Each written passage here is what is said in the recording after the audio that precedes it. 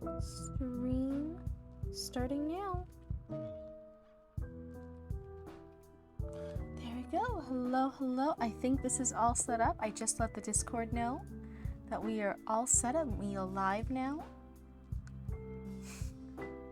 Hello, Noxley. It's so good to see you. It's so good to see you. I feel like you're always waiting right at the gate, so as soon as I press that I'm live, you're instantly, and I think you're like in before I am sometimes. That's so funny. Oh my goodness, sorry, let me put my phone a little bit further away. I was just letting people know that the stream started. But yeah, today I think is gonna be a little bit more chill. We're gonna talk about finding good critique writing partners.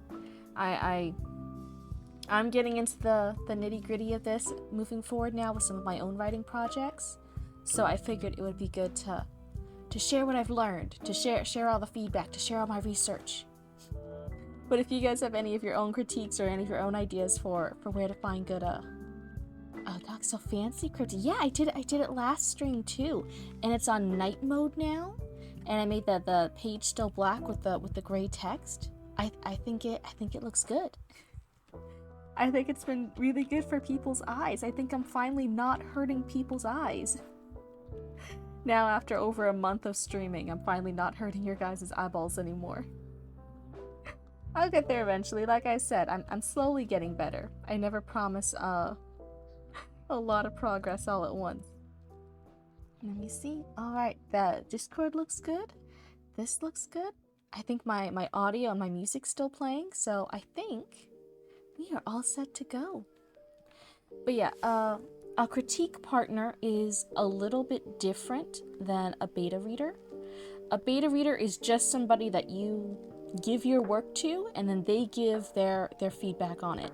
It's a very more one-sided relationship, and a beta reader isn't necessarily also a writer. And they're not necessarily formally trained or experienced in it, right? A beta reader could be the most experienced editor in the world, or they could also just be somebody who's like, yeah, I'll read your book. I'll let you know if I like it or not. It's good. It's bad. So beta reader, there's a very wide range on how they can be. A critique partner is very similar, as in there's a wide range, but they are normally somebody else who's also a writer, and you guys will exchange writing and critique each other's work to help each other improve. And normally you want to be around the same reading and writing level as your critique partner. If one of you is like way more experienced or a way more advanced writer than the other, it's more like a mentor and a mentee. It's not really critique partners at that point. So normally a critique partner, they're normally on the same level as you, roughly. And you're also exchanging works. It's not like a beta reader where it's just one way. You're both reading and critiquing each other's work. Hello, Callie. It's good to see you. I know Noxley was in here like right off the bat. Right off the bat. Noxley's honestly in here faster than Roots is sometimes. You do your best. Is it a challenge? Favorite writing stream? Oh, thank you. That's very nice. That's very nice. It is a challenge. I'm gonna start like setting a timer. How fast? How fast can Noxley get in here? If it takes more than 2 seconds, you're out. You've lost. Oh my goodness. But yeah, for everyone wondering, tuning in, for December, I'm thinking of trying to do every other day. You reached a 5-stream streak. Oh, thank you so much for hanging out with us that much. Hello, Zone. It's good to see you. But yeah, I'm thinking of streaming for November. I tried to do every single day of November besides when I was feeling sick. December, I'm gonna try doing every other day as a stream. And then I'll take that feedback. I'll kind of see how the stream's doing, how the community feels. I'll take it all into consideration, and then going forward into the new year, I'll kind of see what the writing schedule will look like, because it's kind of a balancing act too, right? You reached Noxley.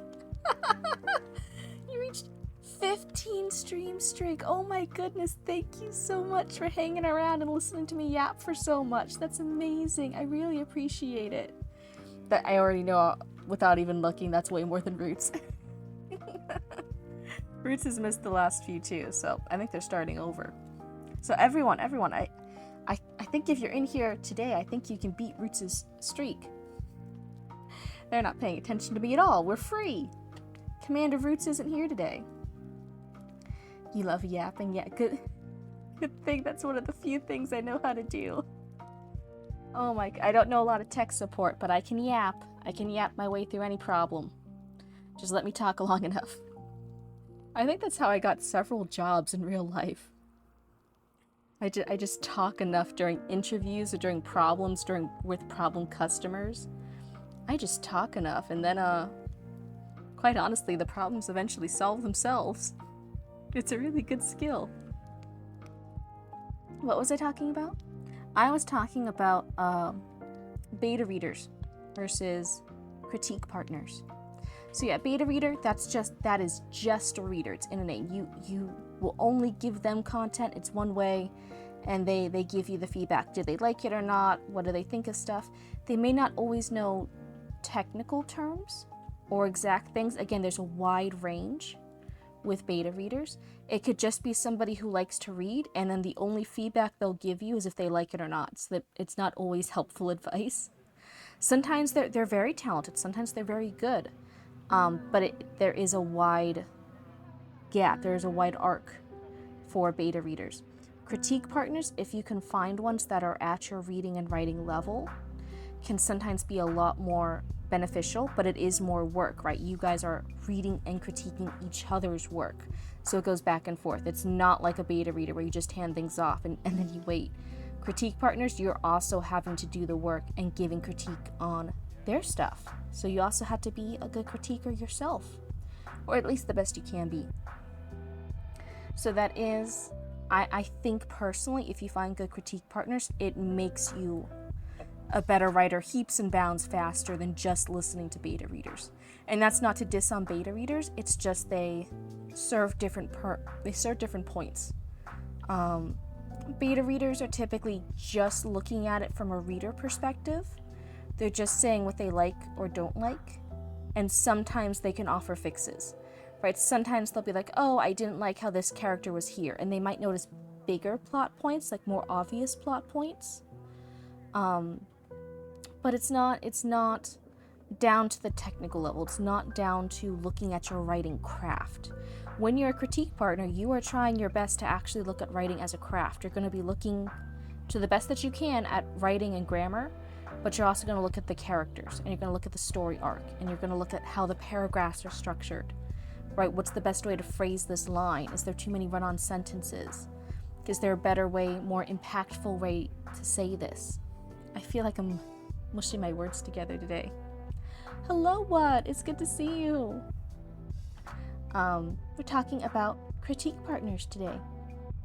Hopefully it will give you guys some good tips. Because right now I think with story times, I try my best to give you guys 1 to 2 critiques, right? And with a critique partner, that's someone who will read more of your work and consistently read your book as you do revisions and drafts. And they'll normally go to as much critique as they can give, as much as they're knowledgeable of. For me on stream, right, I try to limit myself to 2 per each submission, because I never want to bully you guys. I never want to point out like 100 bajillion flaws. Nobody wants that. Nobody wants that live on stream. That's never fun. But just 1 or 2, for submitting your stuff live, for putting yourself out there, 1 or 2 of the biggest things I think would be the most helpful feedback. That's what I try to do here. A critique partner will go through and start giving everything they can help on. So it's a lot more beneficial. You get a lot more information for the time invested. So an actual critique partner, rather than just 1 or 2 critiques from your favorite local cryptid, it's gonna help your writing so much more, right? And especially if you'll notice like repeating things they point out. Like if they keep saying the same things in chapter 1, chapter 5, chapter 20, chapter 73, you're like, oh, this is something I consistently struggle with. And then as you continue your writing career, as you continue honing your craft, you can now pay attention to that because someone actually took the time to read everything you did, your whole story, your whole multi-chapter fic, whatever it is, and notice that and point it out to you. So if you struggle with point of view consistency, someone's going to go through your entire work and point out every time you mess up point of view that they catch.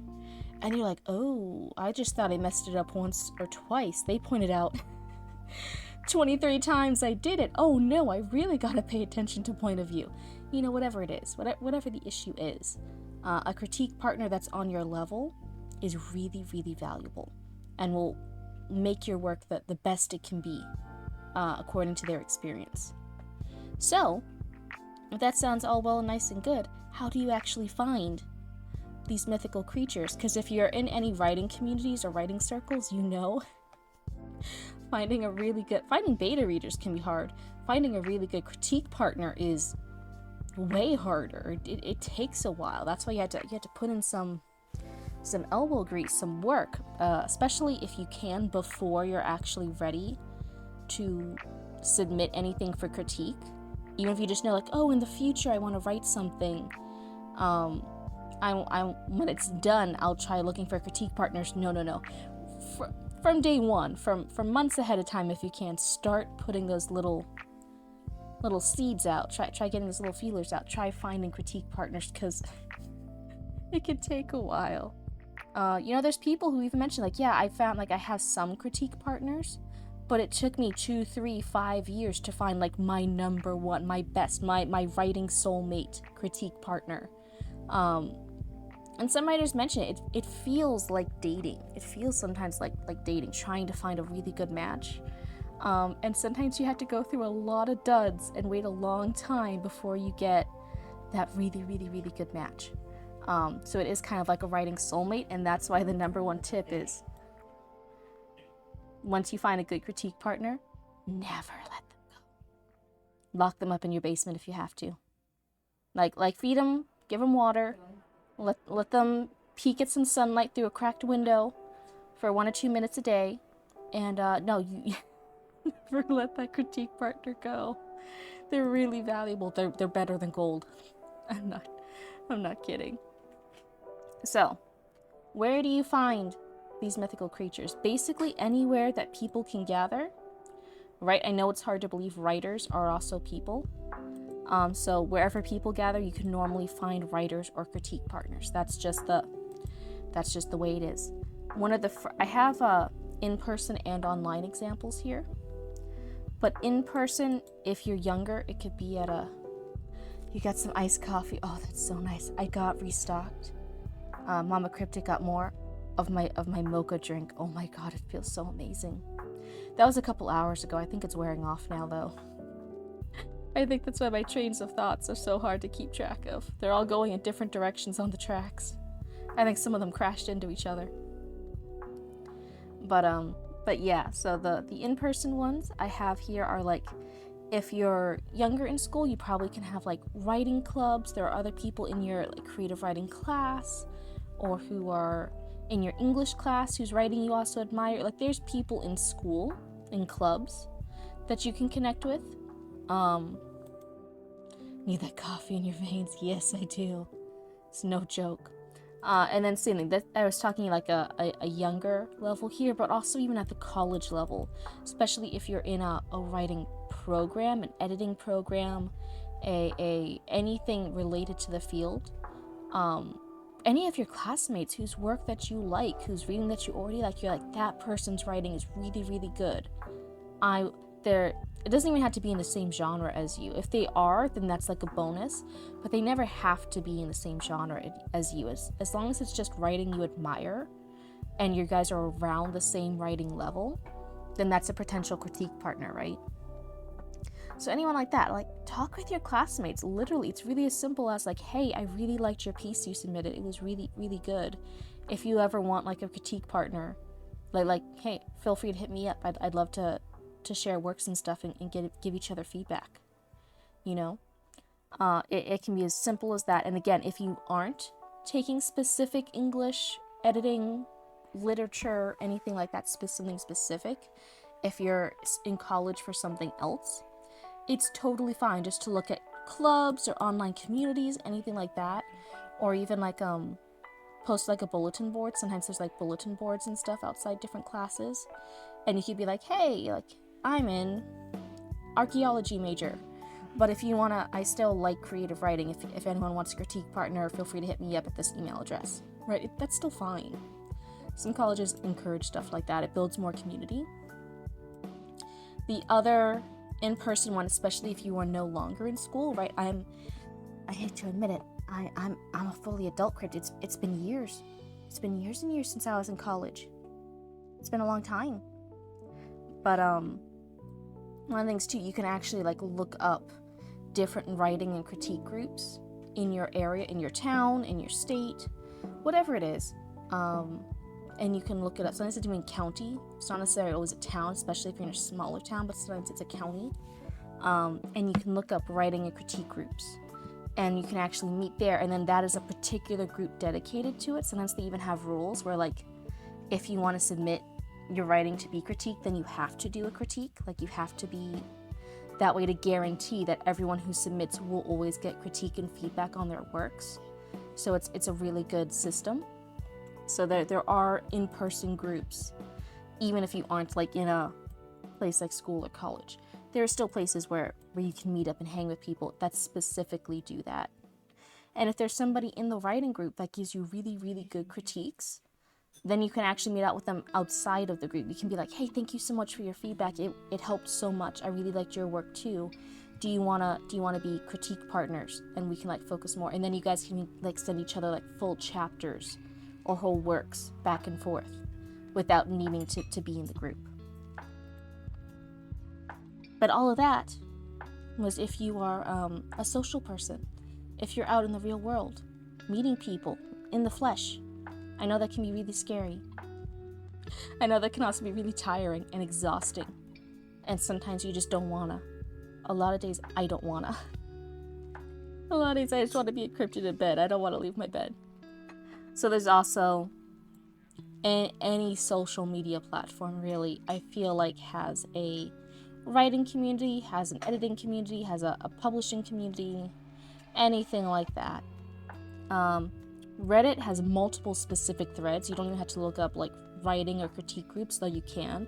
You can look up fantasy writers, like r/fantasy writers, r/romance writers, insert whatever genre you have. Insert r/new writers, r/critique partners. Like there are all sorts of Reddit subcategories for it. I know Reddit gets there's a lot of shit for being like a bad part of the internet. But again, lower your expectations, do the work of going through it. And there are other people like you who also want critique partners and who are braving places like Reddit and Twitter, trying to find good critique partners, you know? So I said Reddit, Twitter, you normally use stuff like hashtags, I think. I'm not too much on the Twitter, but I have heard when I was looking it up that people have found critique partners from it, especially if there's other indie novelists. If you're already a published novelist or an indie novelist, it can be either indie or traditional published, and there are other indie writers on Twitter that you like their work, you can actually like message each other and become like Twitter friends, Facebook friends, whatever, and be like, hey, yeah, I'm also an indie publisher, we're also in the same genre, I like your work, if you ever need a critique partner, feel free to hit me up. It can be as simple as that. And that is a way that I know several authors have actually made critique partners and lifelong friends, right? You're normally very vulnerable with people who are handling your work, and that you're taking their feedback seriously, right? That builds a level of trust. So a lot of critique partners, not always, but a lot of times will actually become really close friends.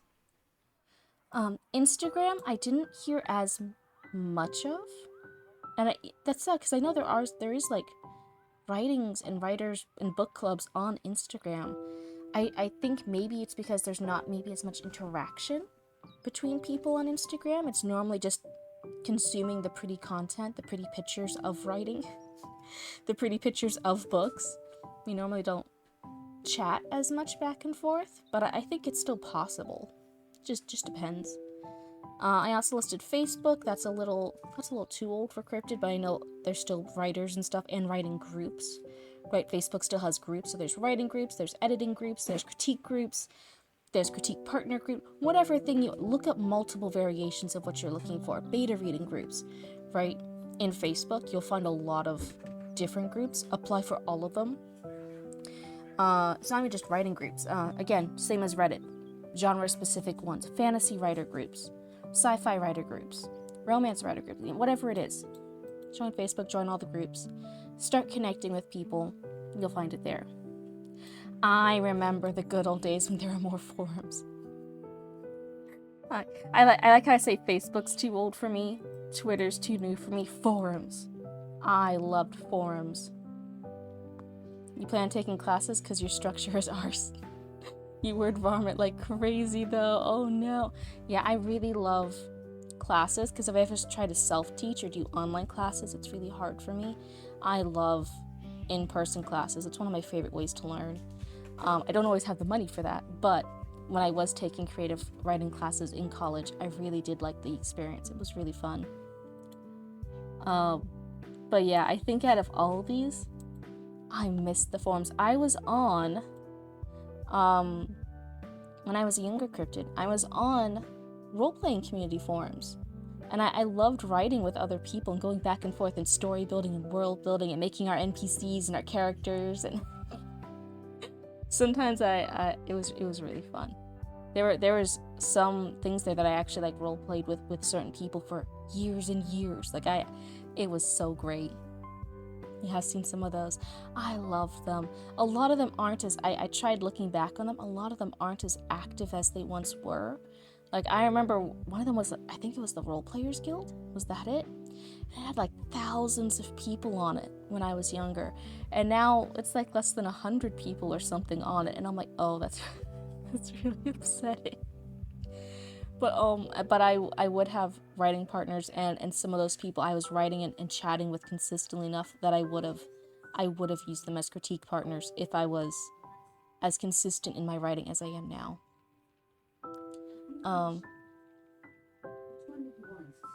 Yeah, hold on. So, I'm gonna mute the mic real quick. Hold on.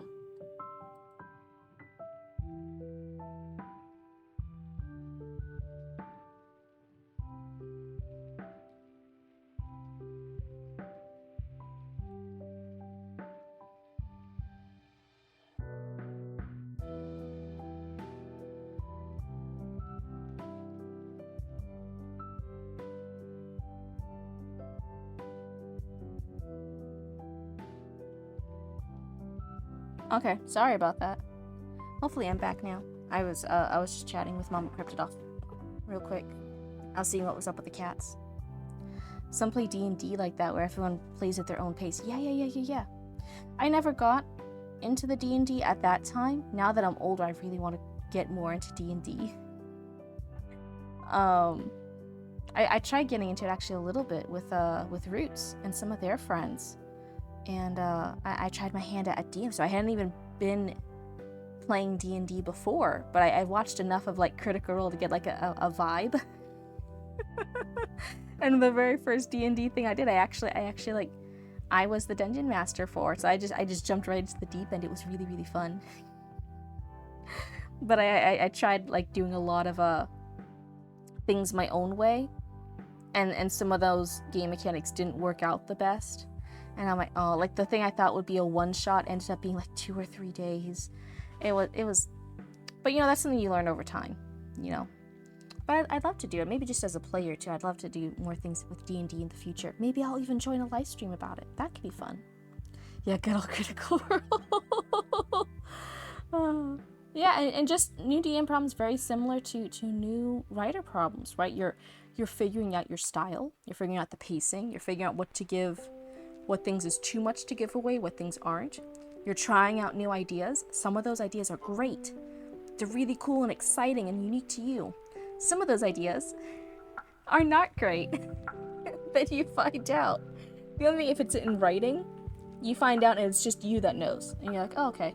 When you're DM, Everyone at the table knows. You all find out together your mistakes. That's the only hard part. You want to be a DM, but building a world is Building a world is hard. I'm working on it for years. Oh, you can just...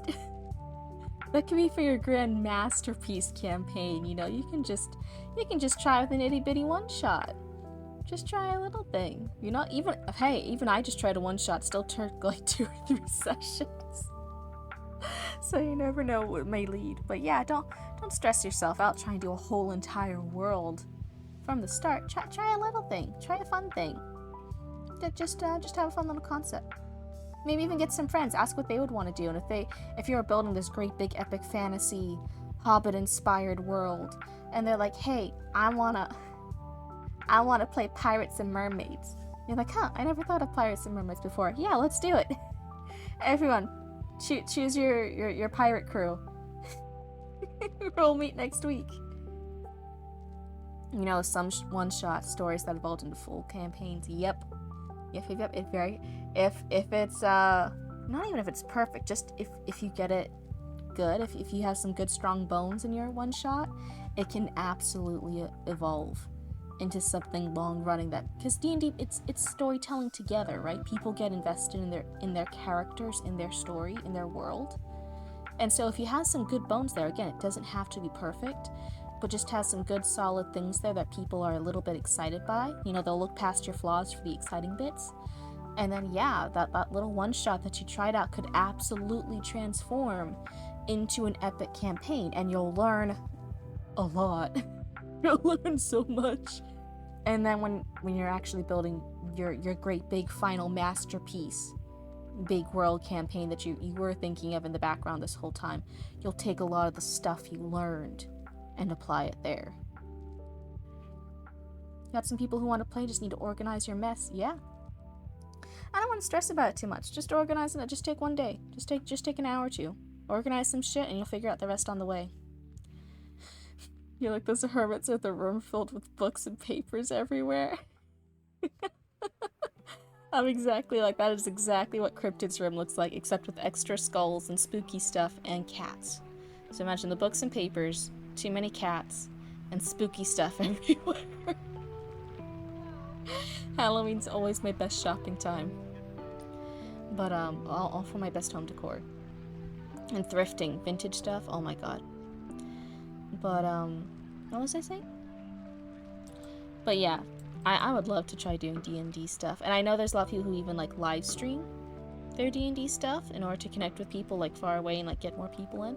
Maybe I'll try joining some D&D stuff online. See if anyone's willing to let me be a little nerd cryptid who doesn't know too much, but I'll learn along the way and I'll try my best though. And they'll let me join their campaign. That could be fun.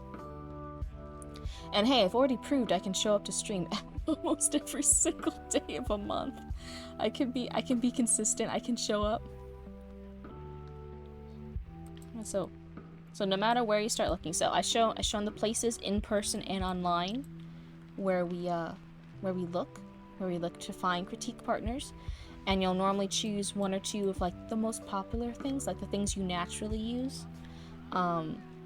And those will be like the 2 that you focus on trying to find and plant those little seeds everywhere. So now how do you actually go about like finding, like hunting them in the wild? How do you capture a critique partner? If you can show up, that puts you higher on the totem pole for sure. Oh no. Yeah, I know that's a really big problem, especially with like bigger and bigger groups. The bigger the group is, if even one person misses it, it throws everyone off. And with a really big group, there's always likely to be one person who skips or who has to miss it. I think it's hard. That's why they normally say like having a smaller group can be helpful. So yeah, I'd probably join like a small little group that's like friendly to newbies like me. Really enthusiastic newbies who will show up. That's all it is. Good vibes. But yeah, how do you're gonna join these groups. How do you go about it? The first step, no matter which one you choose, no matter which platform, no matter which social media, whatever it is you are going to contribute a lot. Because it's really hard if everyone who joins any of these groups only makes posts looking for critique and nobody ever actually critiques, then it's just a lot of people putting posts out, putting little calls out, and nobody answering back, nobody actually responding. It becomes like this dead thing, this empty place. It gets really, really depressing and hard to actually make any connections. So the first thing you're going to do before you even post your own stuff, this is why I say you can do it before your writing is ready. That doesn't matter. You're going to contribute. You're going to be offering critiques. You're going to be leaving comments. You're going to be giving feedback and advice and encouragement and saying what you like and what things you don't like, and what ways they can improve and different things that you could suggest. You're going to be doing all of that. And you're going to be doing that to a lot of people during multiple days, during multiple weeks. You are going to contribute. The people in that forum, in that account, who follow that hashtag, they are going to become so familiar with you. They're going to be really familiar with your username and your face and your icon, your avatar, whatever it is.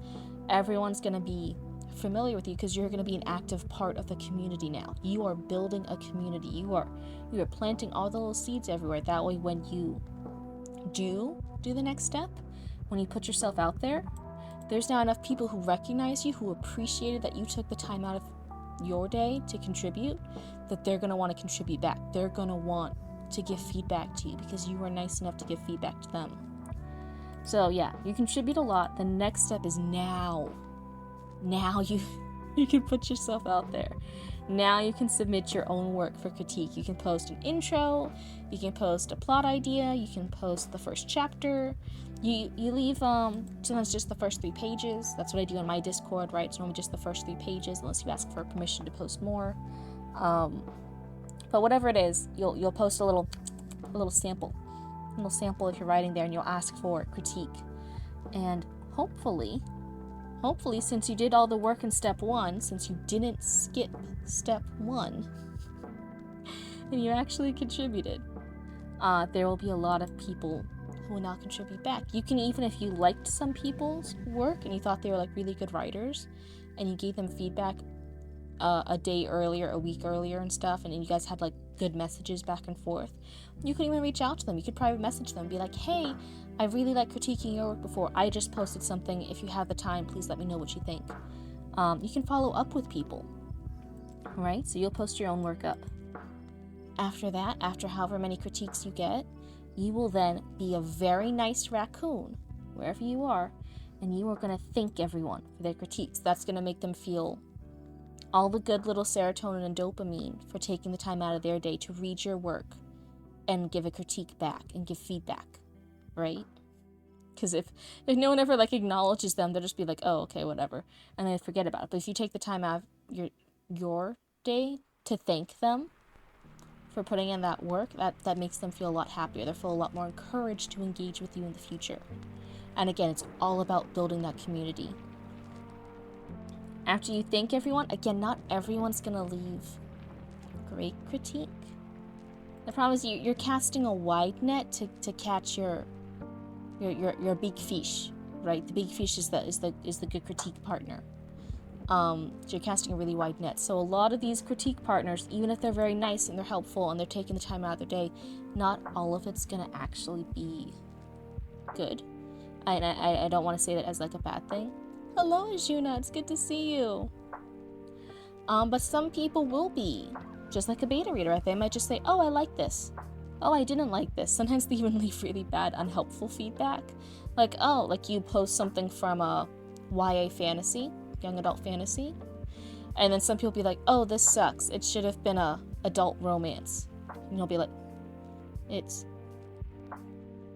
not an adult romance though. It's young adult fantasy.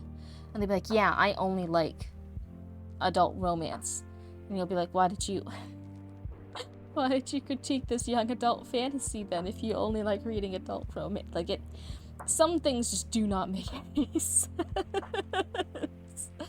You'll still thank them anyway, right? It's all good.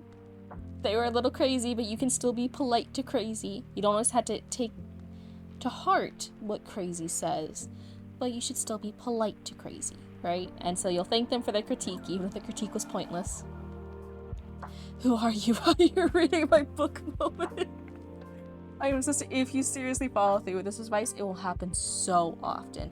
You'll post stuff and you'll be like, hey, here's a book about a young female protagonist going on this epic journey. And then it's a coming of age story for a female protagonist. And then people will post in stories and stuff, or like give critique back, like, oh, I don't like reading point of view of a female protagonist. And you'll be like, why did you take the time to read this then? That's what this is about. This is not especially written and built for me. Please fix. So there'll be a lot of that, and you'll be like, okay. You'll just say thank you and move on, right? It's not actually helpful critique. But you'll be polite. You don't want to burn any bridges, because other people who are thinking of critiquing you might see you being harsh in your responses to them, and even though it's kind of warranted, right? In your head, it's like warranted, like, hey, that person left a really bad critique. Alright, it wasn't even a critique. You think you can be a little, like, spicy, saucy back, right? Other people who might have given you critique and feedback might see you being a little mean, sassy back in comments, and then they might be too scared to actually give you critique, right? They might not want to risk angering you. So just as a safety net, not to that crazy person, but to other people reading and watching you and thinking of giving you critique and feedback, it's for them. It's for that audience. You're gonna be polite and thank them, and just move on to actual people who will give good critiques. And it's in games, books, and beyond. You see it so much and it hurts. Not a crazy people. The world is a little bit crazy. Not crazy in a good way. There's crazy in a good way. I'm pretending to be a blue cryptid on your screen, okay? There's a little bit of crazy here. There's crazy in a good way. There is crazy in a bad way. Oh, just be polite when you can. But yeah, it's more for other people who are watching you and thinking of engaging that you're gonna try and be polite. And if anyone is like so bad, like so like mean or saying like awful things, and then like racist or slurs or bad language and stuff in their critique, that you can't say anything nice, right? Because they're being like really, really aggressive or bad or hostile in their critique, quote unquote.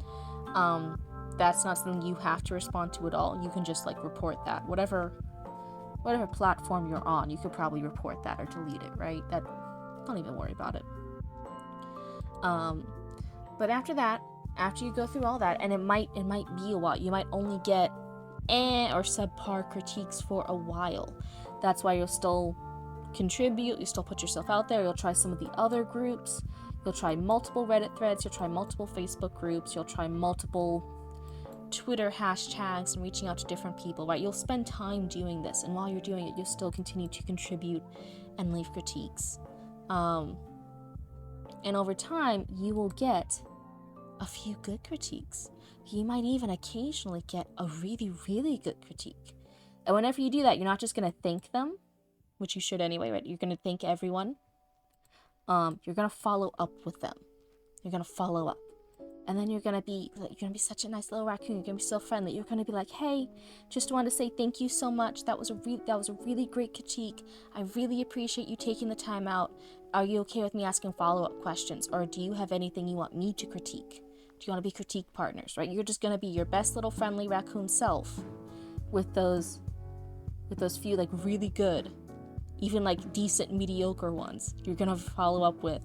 And those people, if they say yes, might become some of your critique partners, some of your beta readers, right? It's building your own network, your own community.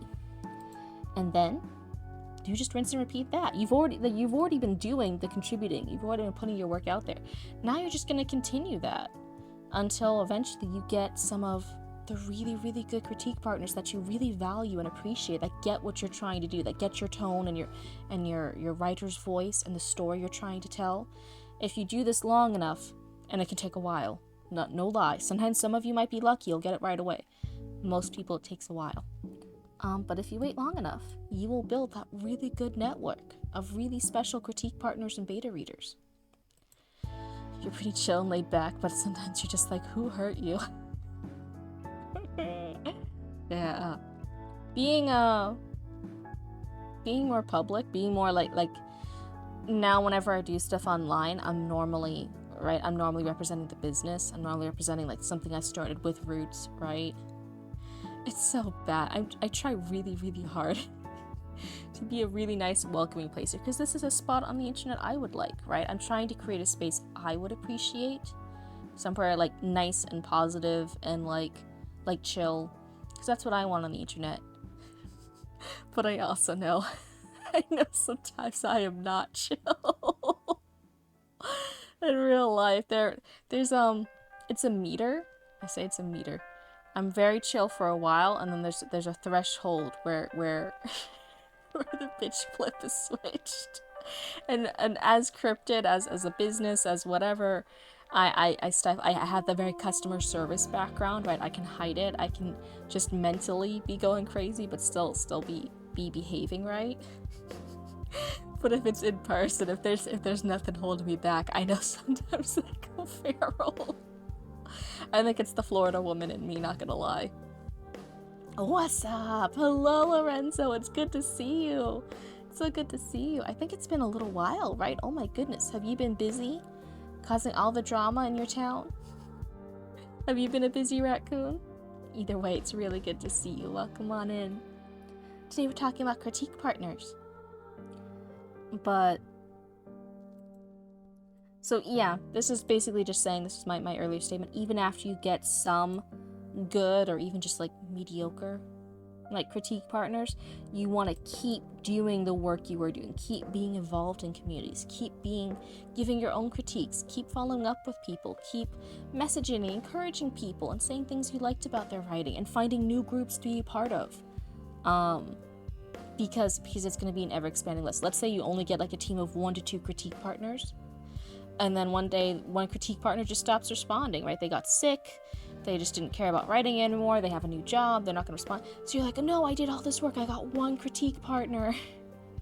And now they're not my critique partner anymore.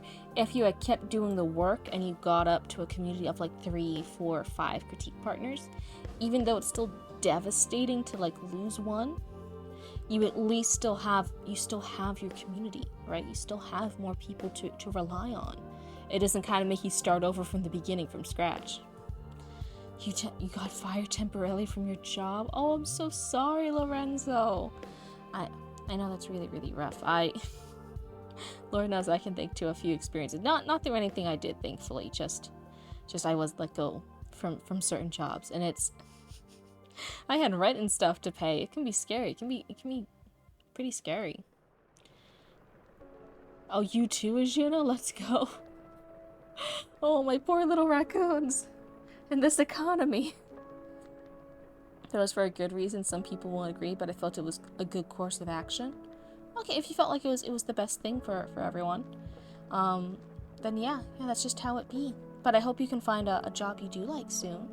That you can be on the way to something that brings you joy, something that makes you feel happier. You've worked as a bartender at a strip club. Oh, wow. But as a bartender, you notice a lot? Oh, were you noticing like people being bad or doing something they weren't supposed to? Oh. Yeah, cause were you over there? Were you picking fights at the strip club, Lorenzo?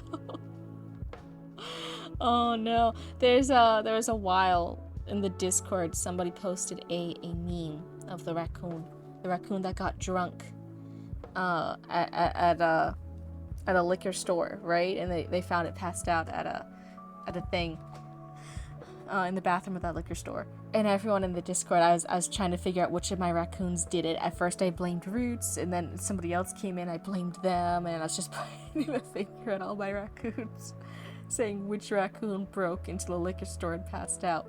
But now, maybe it was you, Lorenzo, because you're starting fights and you're noticing things at your job as a bartender. Maybe that was you as a bartender raccoon. Oh my goodness.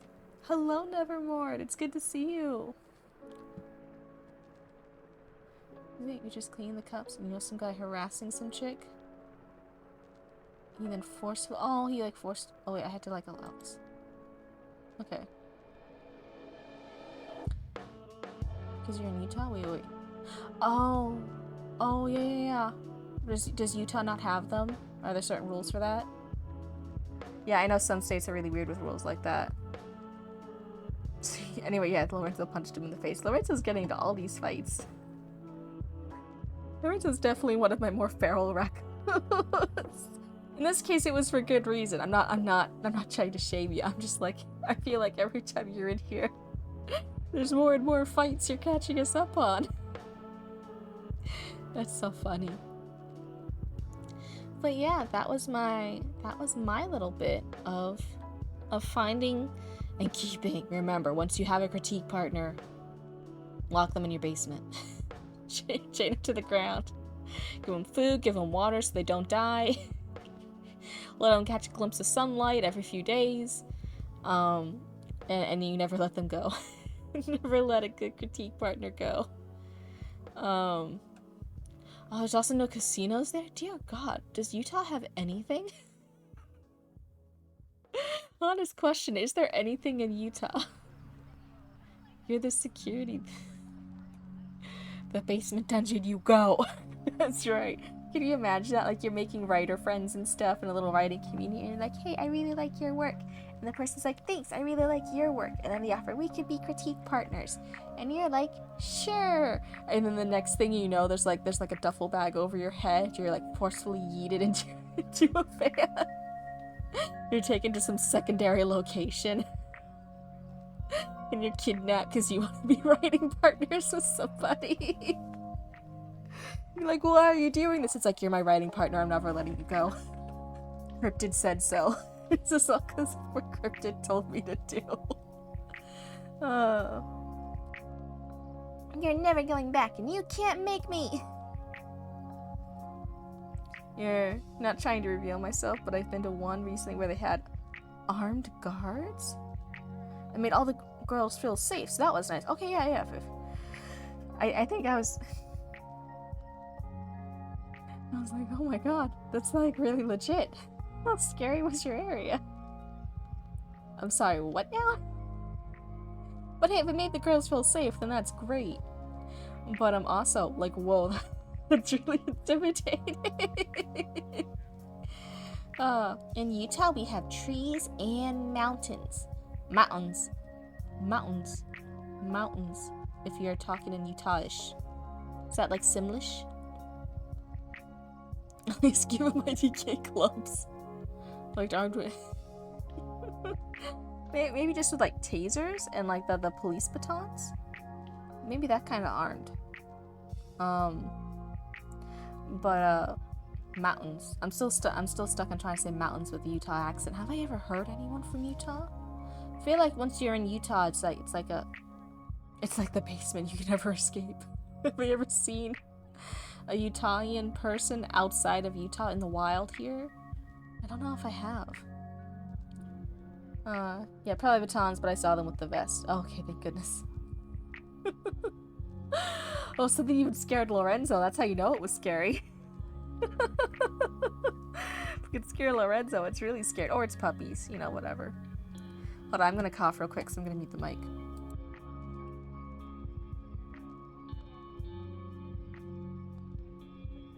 Okay, I'm back. I think I got the cough out. Just replace the T with an N. So instead of mount, it's mountain. Mountain. Do you replace the T with an N, or do you just remove the T? Because there's already an N before and after. Because it's mount, M-O-U-N-T. So there's an N there. So do you have to add an extra N? Mountain? That almost sounds like morning. Mountain? I don't know if I'm getting it right. Oh my goodness. Best to keep is a baseball bat named Daryl. Oh my goodness, that's so cute, Lorenzo. I'm over here. Mama Cryptid always taught us to have if you have like a lot of like kitchen knives. I think I said this before on stream. Yeah, if you have a lot of kitchen knives and stuff, This is not if anyone's joining in right now. I'm so sorry. This doesn't sound like it's on topic. But yeah, we don't keep a lot of stuff like that, because if the idea is if there's ever an intruder and it's like a life or death situation, then like no, you gotta like really fight. So if you have like a lot of kitchen knives and you have like older kitchen knives and you get like, you treat yourself and you get newer kitchen knives, but then that's way too many kitchen knives and some of them are even like old and rusted or like falling apart and stuff, you just hide the old kitchen knives all around your house, like underneath tables and stuff, underneath couches, underneath cabinets, and little crevices and stuff, that wherever you are in the house, whenever like an intruder intrudes, that there's a knife, there's multiple knives in every room. So wherever you are, you can have an old rusty knife nearby. That way, even if they kill you, as long as you got one good stab in, it's not even just like a bad stab, it was a stab with like a rusted knife, right? So that's like extra bad. That has like extra rust cooties in it. They had to go to the hospital for that. So, you know, that's the advice your mama Cryptid. Hasn't led me astray yet. Is this just because we're from Florida? Wait, why did I do that? Oh wait, okay, someone has posted in the Discord how to say mountain. I don't know if it will it show in the Discord? Is this gonna be too loud? I'm gonna lower the volume a bit. I'm sorry if you guys can or can't hear it.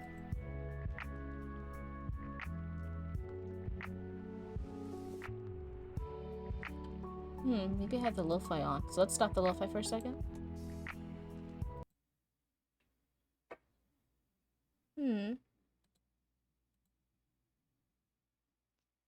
Okay, yeah, this volume just had to be up. Mountain. Okay, yeah, so you just remove the T. You're not, replacing the T with another N. That's what threw me off. Mountain. Okay. Lo-fi beats back. Most of the girls at places like that are really nice. And not money hungry. I wish they were. They should get more money. They should steal it from you. They weren't in it for the money, thought it was fun. Yeah, but they should still get money. Oh wait, hey, I'm in the wrong thing. I'm still on my lo-fi. Eeh. There you go. Moms who want to make a quick buck. Ones who do it for fun. Want to make poor life decisions, but you don't judge. Oh my goodness. Some of them are honestly really financially smart. I've known several who did get into that kind of line of work, and they did, you know, it's one of those things where you make a lot of money at first if you're really good or you're really pretty or you're just good at what you do. And you have like all the cute sexy outfits and stuff, you do like your hair, you do your makeup, you do all the sexy dances, you can make a lot of money from it depending on where you are. And they were like, yeah, I'm only gonna do it for like 1 or 2 years, but all the money, all those cash tips, right, that Uncle Sam doesn't necessarily know all about, they're like, yeah, after 1 or 2 years, I'm gonna pay the deposit for a house, I'm gonna do this, I'm gonna invest, I have a stock portfolio. And they just like turn their life around. They're really financially savvy with it, some of them, and I'm like, whoa, that's legit. I don't have the the energy, I don't have the spoons energy wise to go up there and dance and deal with people's bullshit for that long, but good for you. Oh, you and the girls actually saw FNAF 2 before work. Me and Roots are gonna go see it soon. They did not like it. Oh, well, did they like FNAF 1? Like, I feel like the FNAF movies, they're not here to be great, awe-inspiring, revolutionary movies. They're just there to be fun if you like FNAF. And me and Roots both do like Five Nights at Freddy's. A lot of our patches in our shop, right, are Five Nights at Freddy's inspired because they're okay with fan works being made. So that's why like we have a really big section of it. Oh, you got bored too? You don't want to talk about Stupers anymore? They're cool people, but you wouldn't hang with them? Yeah, Zippy, do you not have enough dollar bills? No, okay, I'm kidding. Okay, joke's done. But yeah, FNAF 2, Five Nights at Freddy's 2. Me and Roots are actually really looking forward to seeing it soon. Last, with Five Nights at Freddy's 1, we actually saw it as soon as it was available in our local theater. So it was like on the day, maybe not the exact hour, but like the day it premiered. And we actually made Five Nights at Freddy's jackets. So, because we do embroidery, right? I did my giant Nightmare Foxy jump scare face jacket. And then Roots did their jacket based off Helpy from one of the newer games, because Helpy has a little punk jacket and some of the loading screens, not screams. And we had these really cool Five Nights at Freddy's themed jackets for the event. You also scored your tickets for Iron Lung. Me and Roots are talking about that too. I feel like right now there's actually like a couple movies you want to see. I've even been hearing really good things about the new Frankenstein movie by Guillermo del Toro. How's the writing going along? Today we're just writing about critique partners. Not too much writing here, besides other than me putting together this Word document. I set this up for like 2 hours before stream started. I tried. I did research, because I have some of these things that I use, but I wanted to look at more sources for you guys, other places, other writers have found critique partners. Oh, and watch Nosferatu, yeah. Isn't Helpy the little jerk who breaks his neck in a pulpit? Yep, that's the one. It's that little guy. Hold on, let me see if I can find his particular jacket he wears. FNAF Helpy jacket. Okay. Yeah. It's this outfit. Can I? Yeah, it's that outfit of his. This is a loading screen where he has like a little punk. It's like a little glam rock Helpy. And you'll actually see some of these patches in our shop. If you look at Cryptid Roots, the online Etsy store, some of these patches are there. Like the Roxy face is here. This one, all these guys, we made all of these just so Roots could have an accurate jacket. But yeah. Looks worse than he did before. I'm sorry to smite me. Oh, hello, Raiders. It's so good to see you. Welcome on in. Nap raid? Oh, is that your little raid call? That sounds super fun. Lord knows I could always use a nap. Did you guys have a good stream? I hope you did. And hey, I hope you guys have a good time here. We're chill. We just finished talking about finding good critique partners for your writing and the difference between critique partners and beta readers and all the different stuff. But hey, if you guys have any questions about that, please feel free to let me know. And otherwise, let me know how your guys' stream was that you guys came from. But yeah, what were you saying before? You're sorry, don't smite. I won't smite you for that. Helpy is. We're talking about Five Nights at Freddy's now. Helpy is he's so annoying in Five Nights at Freddy's. I feel like he's one of those characters it's okay to hate on, right? It's just Helpy. But that is like a patch jacket that's in the game franchise, right? That Helpy wears. So yeah, me and Roots digitized and made all those patches to have Roots have the accurate Helpy punk vest jacket. You were reading 1960s Christmas shopping catalogs, looking at all the groovy old designs and looking at those much better prices, right? Sometimes looking at old catalogs makes you realize, like, oh god, inflation's a thing. Seeing things like, not necessarily 1960s, but like older, like really old catalogs for like, corsets and chemises and bustles and stuff, and hearing things that were only like $2, 50 cents. And you're like, wait, no. Never, no. That's not how money works now. But no. Were you just looking at an online Christmas shopping catalog, or did you actually have like vintage 1960 Christmas catalogs with you right now? It's crazy seeing a nice jacket for $10. Yes. So I do stream here. We talk a lot about writing and editing and the craft of writing. But Cryptid Roots is also a business that me and my sibling run, and we do patches and embroidery. And one of the things too, I love patch jackets. I love the classic punk patch jackets. I love them so much. And I wanted to sell more and include those more in our shop. But even getting it wholesale, getting a nice jacket wholesale, getting denim jackets wholesale now, it's still so expensive. Those things are crazy expensive. It makes it really, really hard. Even buying it in bulk, even now even if you go to like a lot of thrift stores or stuff like that, now that they know those vintage style jackets are in style, right? They're popular right now. It's really hard to find them. Not as many people are donating them. They're getting picked up fast, and they're also not at like cheap thrift store prices. They're actually still really expensive. Here's through Internet Archive. Nice. Yeah, material like that is not cheap. There were so many ways that you could, like before, you could just get a really nice blank denim jacket. Not necessarily a leather jacket. Leather jackets would have still been more expensive, but like a nice solid denim jacket. And you would have, over time, added patches and stuff to it, or gotten patches made and added to it. Like it was a thing that was more accessible years ago. And it's so hard now. It's so hard to get that really nice quality, like thick denim jackets now. So a lot of times now I'm actually putting patches on like flannels, like those like button-up flannels. They're really fun to put patches on. I really like it. So sometimes I get those. But yeah, those classic, iconic punk denim jackets, they are...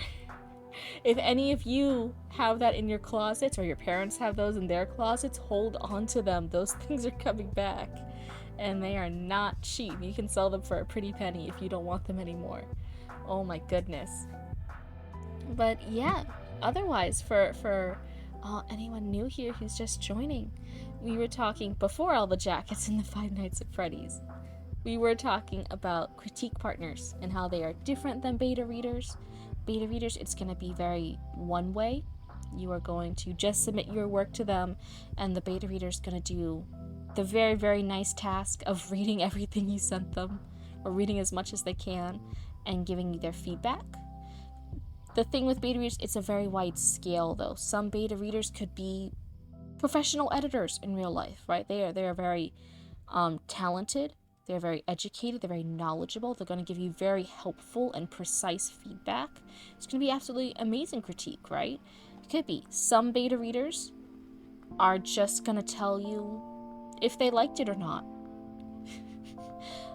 Thanks, I liked this. Thanks, it was bad. And they're not going to tell you what, or what you can fix, or what was good, or what was bad.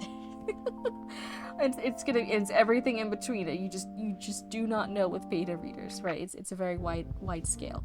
But the thing is that you just submit to them, and they give you their feedback, whatever level that feedback is. They give you that feedback back, but it's one way. Critique partners are normally other writers, other creative people, other creative folks, and you guys will exchange stuff, and they're normally going to be at a reading and writing level similar to you. That's when the situation is the most helpful to both of you. And you guys will exchange each other, so you'll both be critiquing each other. So it's both of you are doing the work. You guys are equally contributing. And if you guys aren't on a similar reading and writing level or critique level, so if one of you is like way more experienced than the other, that can still be helpful, but it becomes a mentor-mentee type of relationship rather than critique partners, where one's just naturally from experience helping the other more. And that's not bad, just know that it is more of a mentor-mentee relationship. It's not necessarily critique partners where you're both contributing roughly equally. So normally, to keep everyone happy, to keep anyone from being resentful, it's really good to find somebody around your level. But yeah, that's one of the really good things about critique partners.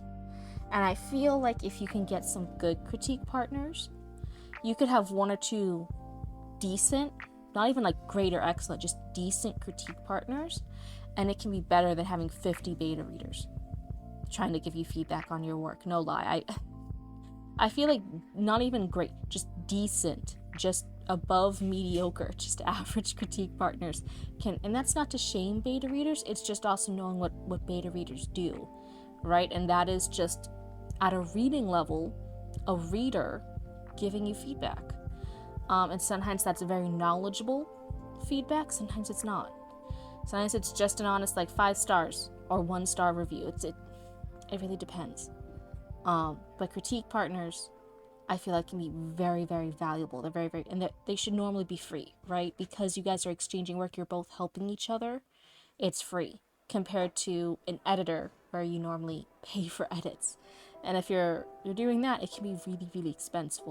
But expensive. I'm over here live on stream trying to be impressive to new people, and I'm saying expensive. Oh my goodness. That shows you how tired I am over here. But yeah. We are posting some things online and in person. I think I loved having the critique partners I have had throughout my life. And a lot of some of my best relationships with them and other writers were in-person ones. I think that's just how I prefer things personally. I know other people love and they've maintained critique partners and friendships with their critique partners just online, just through social media or email for years and years and years. I know that's an absolutely common and normal thing. It gets really hard just talking to people only online for me, right? Like if the friendship's only on internet land, it can be really hard for me. I really love having a critique partner in person. So some of my best critiques are just people I've met through my life, through school, in writing groups, in forums. I have made a lot of really good writing friends in forums back in the day when forums were more popular. I think there needs to be a forum resurgence, not just everyone's like, oh, Reddit's kind of like forums. Not Reddit. I'm talking about other forums. I loved Role Players Guild for people who liked writing with buddies and stuff and going back and forth and making your own little story with other roleplay friends. I love that. And that thing's almost dead now. I remember it had thousands of people on it. And you would post a story idea and ask for other people to play with you, and you would get too many people applying. You're like, oh, I want 2 or 3 writing partners for this roleplay idea I had, and you'd have 20 people apply. It was crazy. Role Players Guild used to be so active, and now I feel like it's kind of dead. At least last I checked. I think there wasn't even 100 people on it. It's just changed so much. A lot of forum-based websites, besides the big, almost social mediaized ones like Reddit, they're kind of dying out. I hope there's a resurgence soon. I know the indie web is coming back. People are making indie websites again. That's a whole movement. So I hope, I really sincerely hope there will be a lot of fun forum pages coming back soon. I think it'll be really good for communities. But I generally haven't. What did I do? Why do I click on things and then I mess things up? Who gave me permission to do this? Which of you raccoons gave me permission to do that? So I prefer in-person groups. Online, I really liked forums, but it's just whatever social media or human bonding ways that you like doing. If you love hanging out on Discord, it's finding other Discord groups, right? If you love hanging out on Facebook still, it's finding Facebook groups for writers, for editors, for fantasy writers, for romance writers, for young writers, for veteran writers, right? You'll find 20 to 30 different writing groups on Facebook that apply to you. And those will be the ones that you apply to, and you'll try and you'll contribute. You only contribute first. And after you contribute a lot, you can help your parents with Angel. Is Angel one of the pets? Is it one of the fur babies? Have you posted pics of Angel in the pet pics of Discord? They had to get the shortest person to help, really. Oh, is it the angel for the Christmas tree? Is that what it is? Angel for the tree, yep. Oh my goodness. Yep, they had to have the shortest person. That sounds about right. Me and Mama Cryptid are actually about the same height. But sometimes they'll try asking somebody taller in the family. Roots and Papa Cryptid are taller. Sometimes Mama Cryptid asks them for help reaching something on the top shelf. And I'm like, no, I can do it. And Mama Cryptid's like, we're the same height. I can't reach it. And just through sheer determination and really honestly probably overstretching my muscles. Overstretching my limbs past to what is comfortable and safe. I'll reach whatever it is way up there. And it's not easy at all, but like Papa Cryptid and Roots will just be looking from a distance like, do you need help? And I'll be like, no! I'm a big, strong, independent cryptid. Counter Daredevil. Oh no. Yeah, just climbing up shit. Just. The tree was too weak at the top, so you had to ring a couple sticks. Oh no. That's so funny. We have some new kittens in the house this year compared to Christmases past. And they are old enough, because they're over a year now, they are old enough to be interacting and playing with the Christmas tree. And normally the rest of the cats are pretty good. Like, they'll climb it and stuff. They might knock down some ornaments, but it's been fine in the past. One of the new babies, it's Ghost. I'll call him out. One of the new babies, his name's Ghost. He's the all-gray kitty. He's knocked down the Christmas tree. He almost got Papa Cryptid with the Christmas tree a few days ago. He knocked the tree down. It was falling down. Papa Cryptid was there. He turned around. He managed to grab the tree before it like fully landed on it. But it was like Ghost absolutely knocked this Christmas tree onto Papa Cryptid. So Papa Cryptid, because we were so worried about it, he's actually put a hook in the ceiling and tied a string from the top of the Christmas tree to that hook in the ceiling. That way, as Ghost is flinging around and messing with everything on the Christmas tree, at the very least, the Christmas tree can't fall over and hit anybody or like hit any furniture and stuff, right? Like, it's a little safer now. It's the first year we've ever had to do this. It's crazy. You normally want to ask to get to that stuff up high. Is it because you're tall? Is it because you're over fucking 5 feet? I'm over here with my 5-foot self. I'm so jealous. It's the one thing where I'm like, why'd it have to be 5 foot? See, Zone, 5'2", that's still tall to me. Because that's one of the things. You're 6'2"? What? No. No. Get over here. I'm gonna chop off your kneecaps. You're not allowed to be that tall. Get to my level, goddammit.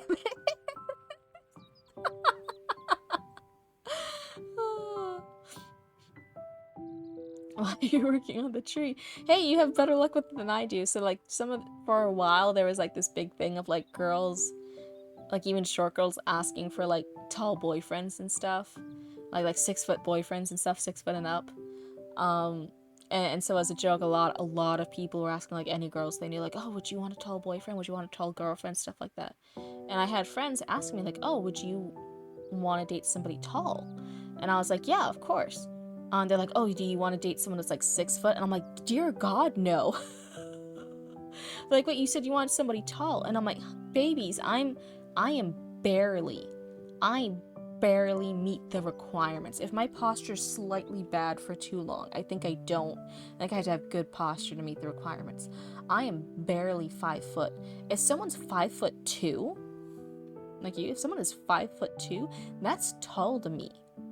That's more than fine. If you're over 6 foot and I'm over here barely making 5 foot, I can't do that. That's a long distance relationship. I don't do long distance relationships. What am I supposed to do that I'll never see you if you're over 6 foot tall? I'm over here barely 5 feet. No. I'll never see you. We'll give each other back and neck pain. Like, that's just a toxic relationship. We're hurting each other. I'm like, yeah, I want somebody tall. I think, maybe 5'3" is really ambitious. Oh my goodness. Oh, hydrate or dehydrate. Okay, I have a red Gatorade Zero today. That's what you guys are gonna listen to for your sippy. Hold on.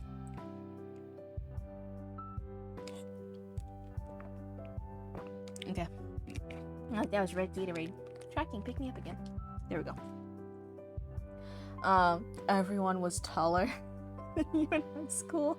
The freshmen were titans. You had to be high up on the ladder.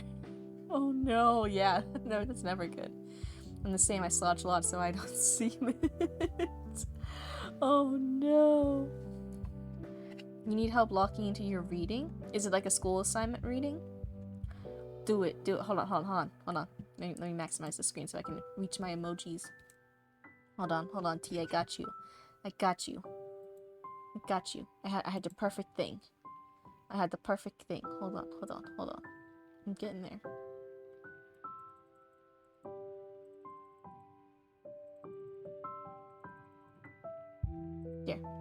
There you go. Right there in chat, I'm threatening you. You gotta do it. You gotta do your reading or else. You're so lost in the book's plot. Oh no. I hate that. I did that with, I think it's the only book I actually struggle with reading. I was a really good reader. I was a really ambitious reader. The only book I struggled with and I hated it was, God, it was No Country for Old Men. I hated that book. I don't know, every other book and reading assignment I was fine with, but No Country for Old Men was like, just drill a hole in my brain. That it was torturous.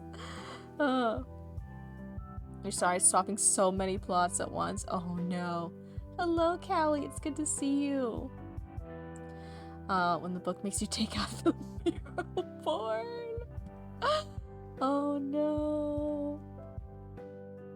Yeah, what you're saying earlier, high school wasn't too bad, because again, I had years and years and years of my life, I only wore heels, and that's fucked up my tendons in my feet now, but for years and years and years, I only wore heels, and so I actually got really good at wearing very big, chunky platform heels, because I was like alt and stuff, so I had like, so for a while, I could pass as like normal average height, and then it was only, when people knew me, they ever saw me like having to wear like flip-flops or something, then they would notice how short I was. But for a while, I could pass in school for normal height.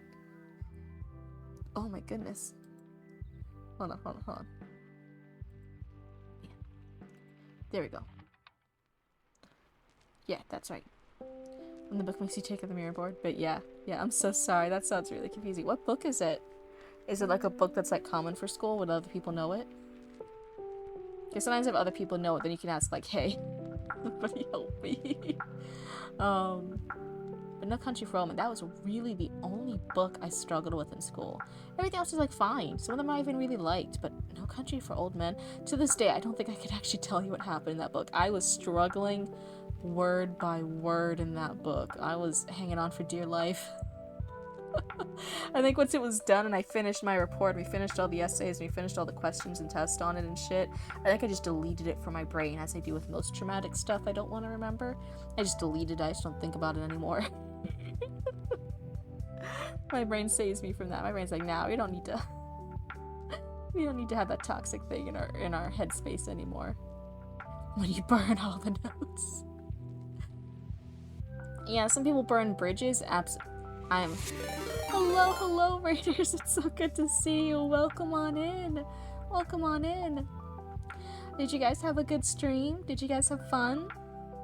And welcome on in. We're a very chill, like, cozy place over here. We were talking about finding and keeping and interacting with critique readers, critique partners. But right now, I think I got a little sidetracked, so I'm yapping about other stuff. But please, feel free to let me know how your guys' last stream was. So what says, funny story, your grandma had to do your coordination for your school, and you're a foot taller than her, and when you leaned down hoping she put it around your hoodie, and she threw it around your neck to get it on. Oh my goodness. He was writing for a bit of a chill night. Hello, Penny. Yeah, that sounds really nice. I did 30 day. I streamed every single day that I could, except for when I was sick in November. So December, we're having more chats about writing and the publishing sphere, and then editing when I can edit.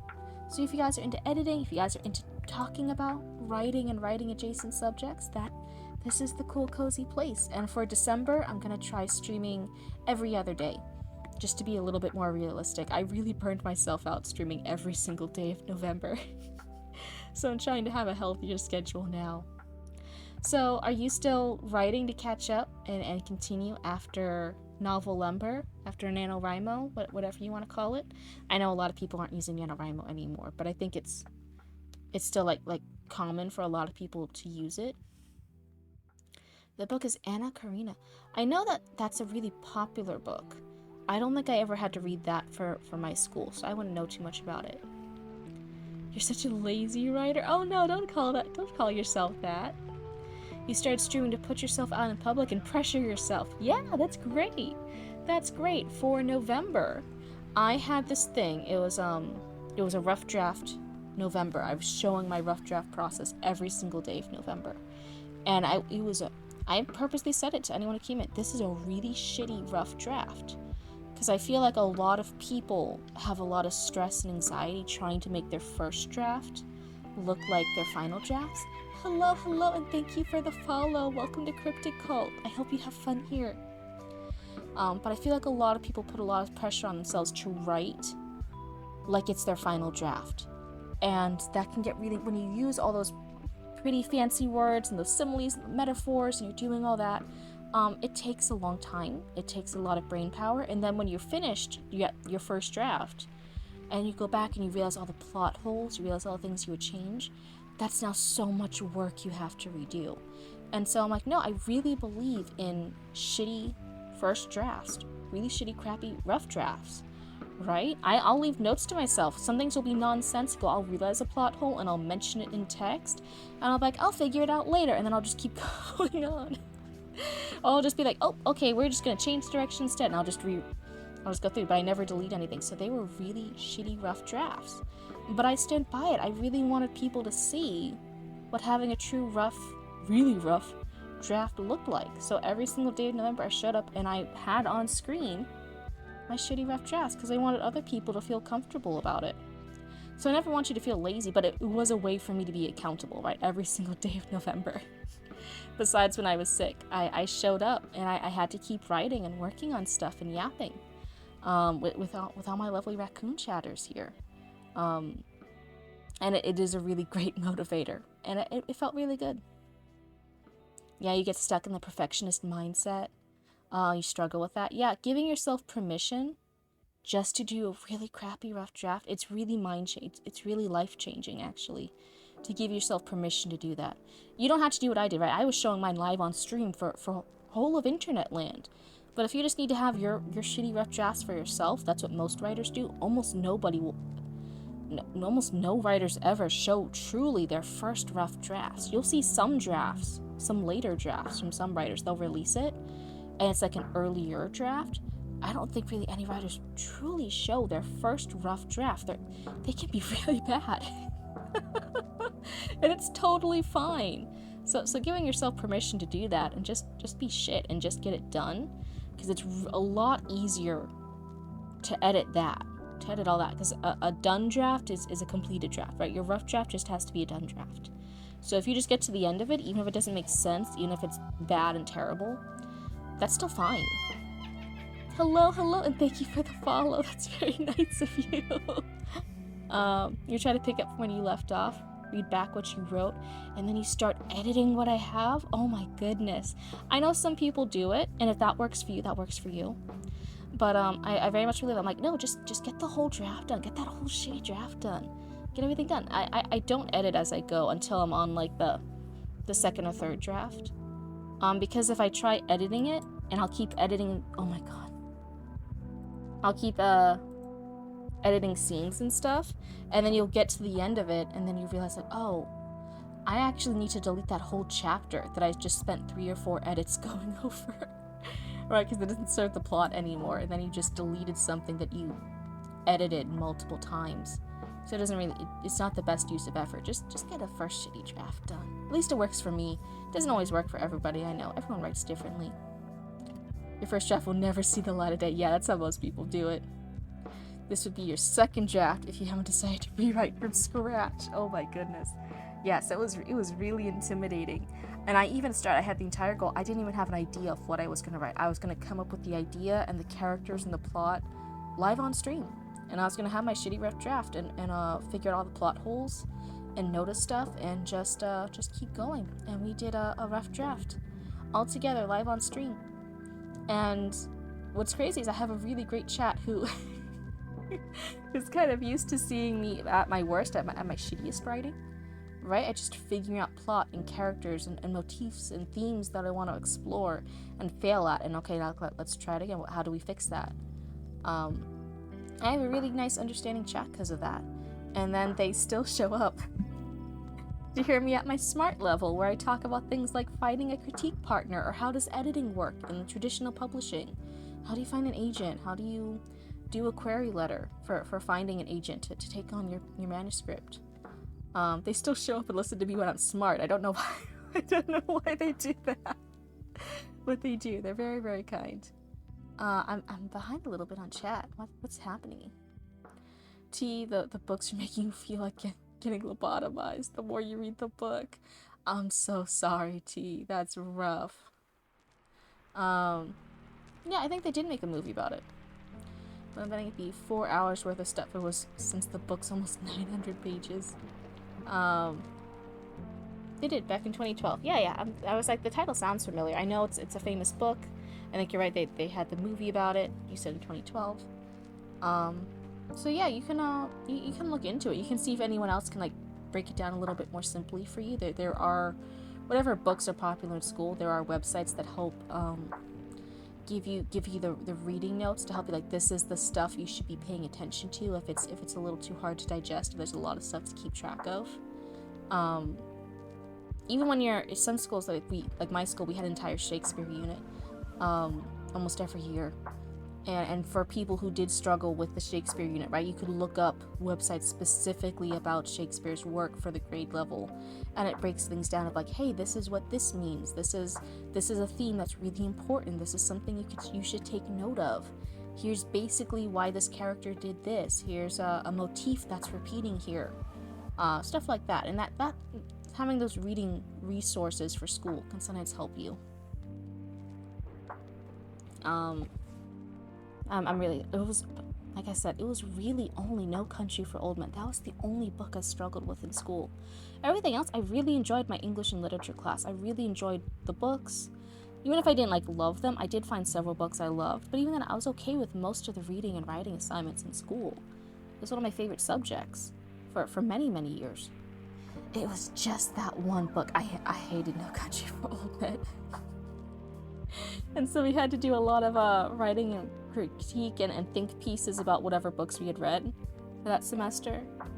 So I had to do these works and things for No Country for Old Men.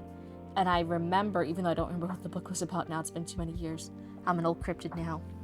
I remember being very harsh and critical in my reviews and my think pieces and my essays about it, right? I was very, very harsh and critical of it in my essays, when normally I was like more balanced, or I was pretty nice about the books because I liked them.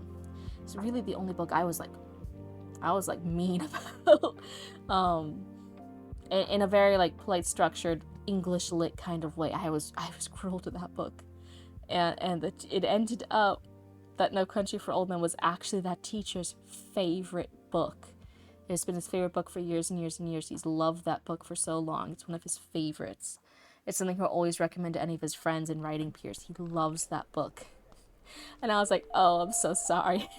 I hated it so much. Teenage Cryptid hated that book. You like reading, but you're super picky. Last one you read was The Poppy War by R.F. I'm going to say the name wrong. Kwong? I think it's Kwong. And it was good, so you hope the quality keeps up. Yeah, once you find an author that you really like, it's so nice if they have multiple works to like go through and find more and more stories that you like in their style. It's really rewarding. It's really nice. I didn't used to be as picky when I was a younger cryptid. I mostly, if it was like fantasy, I loved fantasy. I would go through like trends where I liked like thief characters, or I liked dragon books. Like I had trends I liked, like hyper focused on for a little while, where if it happened to be about that, I would extra love it. But as long as it was a good like fantasy book, I really liked them a lot when I was younger. And I mentioned before on stream too, when I was later high school and then when I was in college, right, I wasn't in a good mental headspace. I had a lot of depression and anxiety because of schooling and because of other stuff. And when you are in a bad headspace, when you are like depressed, it becomes really hard to do the things you like. So I actually stopped reading and writing, even though I was in college at time for creative writing. It was really, really hard to actually enjoy the stuff I was passionate about when you're in that headspace.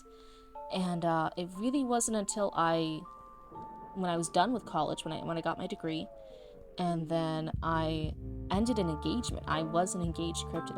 I had the whole ring and everything. My ring had multiple diamonds on it. And I ended this engagement, and I moved back right before everything bad happened in 2020. So man, like, moved back, and then poof, the world ended. Oh my goodness. Hi, Luna. It's so good to see you. I love you, baby girl. Hi. There's a Luna tuna fish near me. But over time, I started getting back into reading and writing, and during pandemic, I got back into reading. At least I wasn't fully back into writing. I got back into reading, and this probably shows my trash taste. I was struggling. I was picking up books that I should like, and I couldn't keep reading them anymore. I was struggling. And I was feeling really depressed. Like, why couldn't I do this thing that does make me happy? Why couldn't I get back into it? Until finally, the books that I actually picked up and I finished were the Roots calls them my gay husband books. The MXTX novels. It's these Chinese novels that are translated, but they feature these gay husbands, and MXTX has several series, and they're all about my different gay husband couples. And I love them so much. During all my depression from school and then college and ending an engagement and then the world ending from 2020 onwards, it was the first thing that gave me serotonin and dopamine, and my brain needed it so bad. Oh my goodness. So even I'm not saying that I love only those books. I love a lot of other genres and works and stuff, but that got me out of my depression. It was actually what Roots calls my gay husband books. And so for many Christmases, they actually kept getting me merch and more books in the series by MXTX. Like, here's dopamine for your brain. Here's more of the gay husbands you like. It was so funny. That's how you know Roots and my family were like really nice, and they like look out for me and stuff. That's so valid. Kelly, your messages aren't sending. It's not on my end. I'm not seeing anything that I have to approve or deny. So it's not like me holding it up. I know sometimes people have to wait for like sometimes the I think it's just Twitch. Is something happening with all you guys? You know what was crazy earlier? So for everyone new here, there is a Discord. And you can actually submit your writing in writing submissions. And I actually read it live on stream, and we do story time critiques where I read it aloud here on stream, and I give 1 or 2 critiques about it, right? And we do the little edits and the critiques here, and it's very nice. It's very friendly. We never tear it down, but we offer 1 or 2 critiques to make it a little bit better, to help it reach its full potential. So I try to check the Discord pretty frequently, whatever day I'm gonna stream, in case anyone submitted for story time. And all of today until the very end, like for hours and hours and hours, I kept trying to go into Discord, and it wasn't loading anything. It would just be stuck on a loading screen. And I had internet. All my other apps were working on my phone and stuff and on the computer. It wasn't loading anything for me in Discord for hours. Did anyone else have this problem? Was it just me? I don't know. But yeah, for everyone new here, for all my new little raccoons, there is a Discord if you're ever interested in that. It doesn't have to be for storytime submissions. We also just yap and chat and share memes and our little animal furry friends pics, you know, of our pets and our cats and our dogs and our what other animals do people have? Of our birds, of our ferrets, of our weasels. I think people have pet skunks. Whatever pets you have, I want to see them. Submit it to the council. You think it's just Twitch? What's going on with Twitch? It's Twitch, right? Chat is glitching. Oh wow, I had no idea. That's crazy. You'd think after so many years, Twitch would know how to run its own site. But hey, that it be what it be. But yeah, there is a occasional story times here where I say no more. The only rules for story time are no more than 3 pages unless you ask for permission beforehand. Just because it gets really hard to read, right? I'm reading it aloud to you guys. It gets really hard to read too long on stream. So it's just to help protect my voice and stuff, to keep my voice from going out. But you can get permission otherwise. We have read longer samples here when my voice was up for it. So no more than 3 things, and no spicy content. I get really embarrassed and anxious trying to read spicy stuff right live on stream here. It gets embarrassing. So no spicy stuff. If your work is part of a spicy novel, but the actual piece you submit isn't spicy, like if the spicy stuff isn't until chapters 3 and onward, and you want to submit chapters 1 and 2, and they aren't spicy, that's fine. Right? That's fine, because then I'm not reading anything spicy live on stream. It's okay that it's part of a larger work that's spicy, as long as the actual thing I'm reading isn't. But man, I'm really sorry that the Twitch chat is glitching out. If you guys have any super important messages you're trying to send to me, I'll try to keep an eye on the Discord as long as Discord isn't glitching out on me again. Let me go ahead and reload that just in case there's like any important messages someone's trying to send me. I have it up on one of my many monitors. Here's rules, here's chatting. I think we're good. But yeah, if there's like something important that's not going through on the Twitch chat, you can try it on the Discord. And I'll try and keep a little side eye open. In case anyone's trying to talk and they just can't. But otherwise, did you guys have any favorite books in high school? I was always okay with the Shakespeare stuff. I preferred some over others. There was Shakespeare, there was a lot of short story segments. And I feel like the short stories were sometimes meant to traumatize you. but like, whatever. They were all okay. What was the ones I really liked? I actually really liked... What is, oh my god, the one where the boys crash on the island. And and then they all are like fighting for survival and they go crazy and they like worship like the severed pig head and stuff, and one of them dies. I'm glitching on the name right now because I'm live, and of course whenever I'm live in front of too many chatters, my brain stops working. Whatever that one is, I actually really liked that book. I thought it was cool. I really do. And I thought there was a lot of interesting conversations and topics for it when we discussed it in class. I'm like, oh, okay, this one I'm actually like really vibing with. I get it. I know a lot of my other classmates did not like it. What are some other common ones?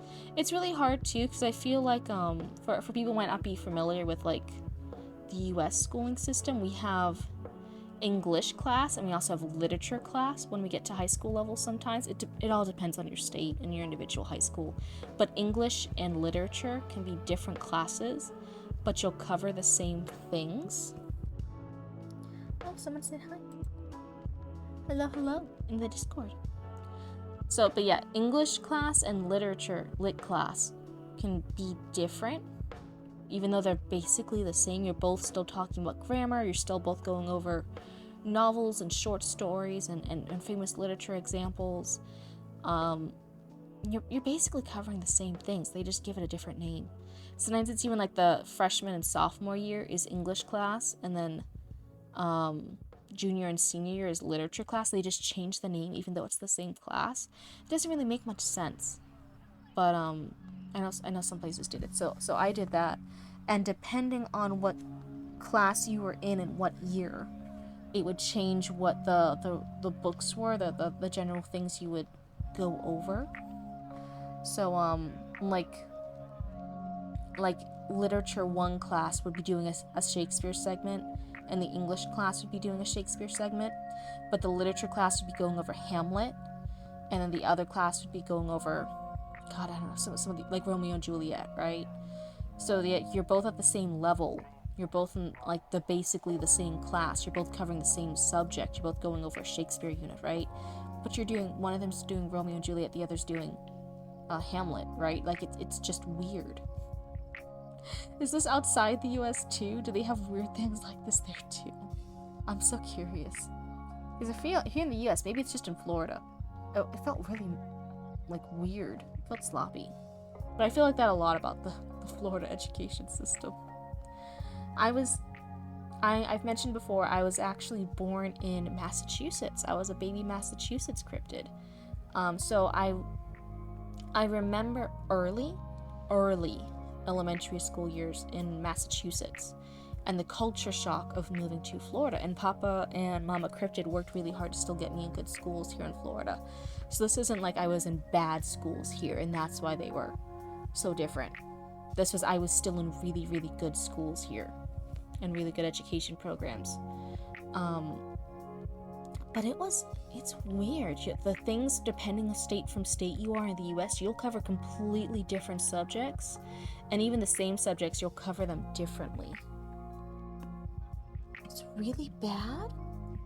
Oh my god, are you all trying to type in chat? I'm not seeing anything. The last message I have is from Not a Professor, saying it's Twitch Ride. Chat is glitching. Oh my, I'm so sorry if you guys are trying to write and respond to things and it's not letting you. I hope you know I'm not ignoring you. That's not my intention here, and I'm not like denying permission to post it. I don't have any permissions to show or allow any messages. It's literally just not showing up. It's just glitching. I'm gonna try reloading the page just that. Let me see anything. Oh, I see Callie. I see what? I see Callie again. Are some people able to chat now? Are some people able to chat? Penny says in Discord, you can't speak for everyone, but you tried sending about 10 messages. Just keeps failing to send. Oh my goodness, that must be really annoying. I'm so sorry that I have all these new people in here today, and you know, that's a technical issue that's happening with Twitch. I know that can be frustrating.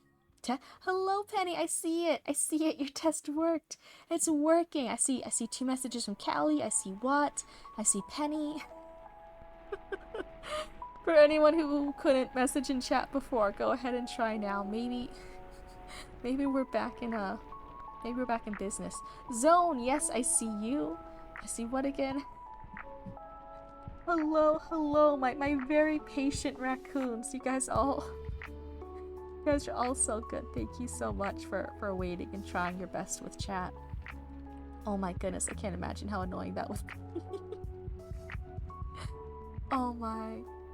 You guys are good doobies though. Were you guys desperately trying to like chat, send messages in chat like Cryptid shut up, and I'm just here yapping away. That's of course what would happen. I'm gonna take a sip real quick, hold on.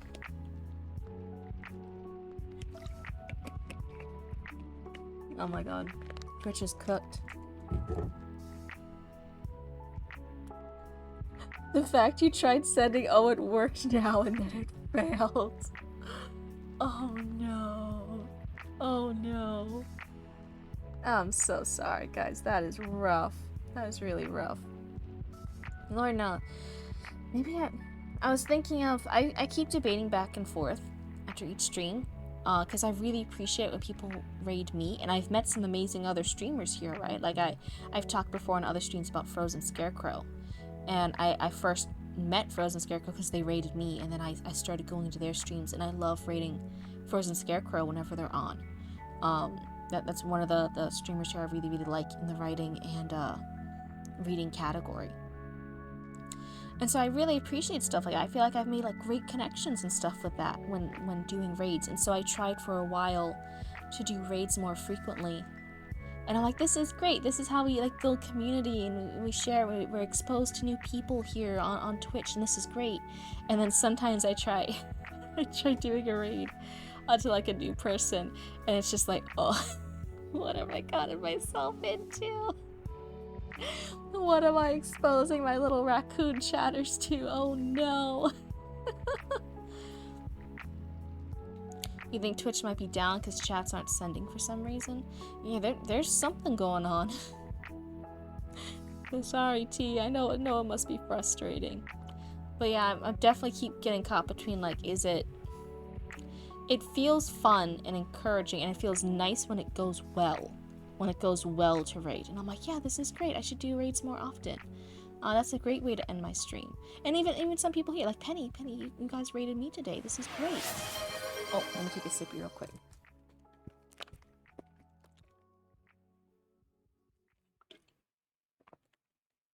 There's your sippy. Today it's a red Gatorade. It's the fruit punch flavor Gatorade. That's what I'm sippy today. I feel like when it goes great, it's wonderful and I love doing it. But then I kind of get traumatized whenever I like try to choose like a good stream to raid that's like new and stuff, and then I go in and then it's just like a bad vibe or like it's a weird vibe and I'm like, oh, where did I don't know.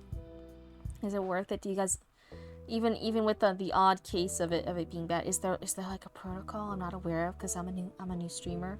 I've only been doing this a little over a month now. A month and 1 week. Is there something that's like good to know when you raid like somebody bad? You should make Callie an honorary Cryptid because today he was called a god of patience. Cryptid, the only... Okay, this is in Discord. Sorry for everyone who can't see. This is in Discord. So Callie writes, Cryptid, is it good that the only critique you've received from like everyone is that your writing is a bit unclear? And then you have like some keyboard smashes, I think. Is it good? Is it good that you have consistent feedback and critique of the same thing? Yes, because that means that that's feedback you should pay attention to. Sometimes when you get multiple critiques, if they are contradicting each other, if they're all pointing out different things, then it's really hard to know if those are valid critiques or not, right? Because you don't know what to focus on. If someone says add more metaphors and someone says add less metaphors, you're like, wait, I don't know what to do here. What's the state of my metaphors? Then I don't know. So having consistent feedback, having multiple people point out a common thing and they all feel the same way about it, that means, hey, this is an issue. This is something I should focus on. And multiple people are showing that. That means I can more reliably believe this critique. Oh yeah, somebody else here. Hello, in the Discord. Hello? But okay, there we go. I think I'm moving now. Hopefully I'm moving on your guys' stream. My model glitched for a second there. Wasn't tracking my movement. So is having consistent feedback good?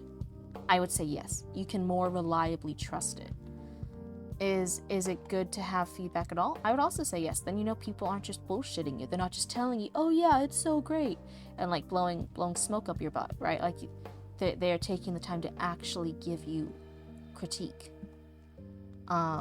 So in that case, I think getting that critique is really good. You shouldn't say, this is again Discord, you shouldn't say it's the only critique, it's the most consistent critique. Kappa. Yeah. I think that is something that maybe then you take to heart and you look back at your work. If there's anyone who's like willing to follow up more and like point out the exact areas that are unclear, just depends on how if you can ask that of critique partners or what. But if there aren't any that like have said it, like, hey, this paragraph 2, this instance in chapter 3, like if they're willing to point out what parts are unclear, now that they've given you that critique, that would be like the next step of people helping to point. If you already know what the points are, if they've already said it in their critique, like, hey, this paragraph, this point, this chapter, these bits are unclear, then you kind of already know what to work on next. And I think then that's exactly what critique was supposed to do. It's supposed to help you notice those little errors, those flaws. Because when we are writing our story, we're picturing it in our head. So we already know a lot of the details and the lore and stuff, right? And we're just trying our best to put it to the page. But when somebody's reading it with fresh eyes, they don't know all the background info that SS writers do. So they're going to notice those gaps that we miss. You did find someone who enjoys your stuff, and she's read and marked a few chapters in red and blue pen. That's awesome! You found a little critique partner. I don't know if they're a beta reader or a critique partner. If they have writing that they want to have critiqued on, then you could critique that, and you guys could be critique buddies, which is perfect. That's exactly what we were talking about today. You could have a critique partner. Or they could just be, if they don't have work for you to read back, but they just enjoy reading your stuff and giving you feedback, then hey, just be really happy. You have a wonderful beta reader who's willing to read your things and give feedback and stuff. That's amazing. We have another Twitch chat. Hello, what? Is the chat working again? Oh my goodness. With all these issues, I'll probably just be streaming for a little bit longer, because I know it must be really frustrating for all my little raccoon chatters that I love chatting back and forth with you guys, and it seems like a lot of you guys are having that trouble with Twitch right now, right? So I'll stream for a little bit longer in case it gets fixed, in case anyone else can message and chat and stuff. But otherwise, I think then that's really frustrating for half of the conversation here, right? You guys make up half the conversation. I don't want you guys just to be hanging out and being frustrated. So we'll try for a little bit longer. But if not, then we'll cut tonight's stream a little bit short and hope that Twitch gets its shit together for next stream. We tried again and Twitch is bugged. Damn.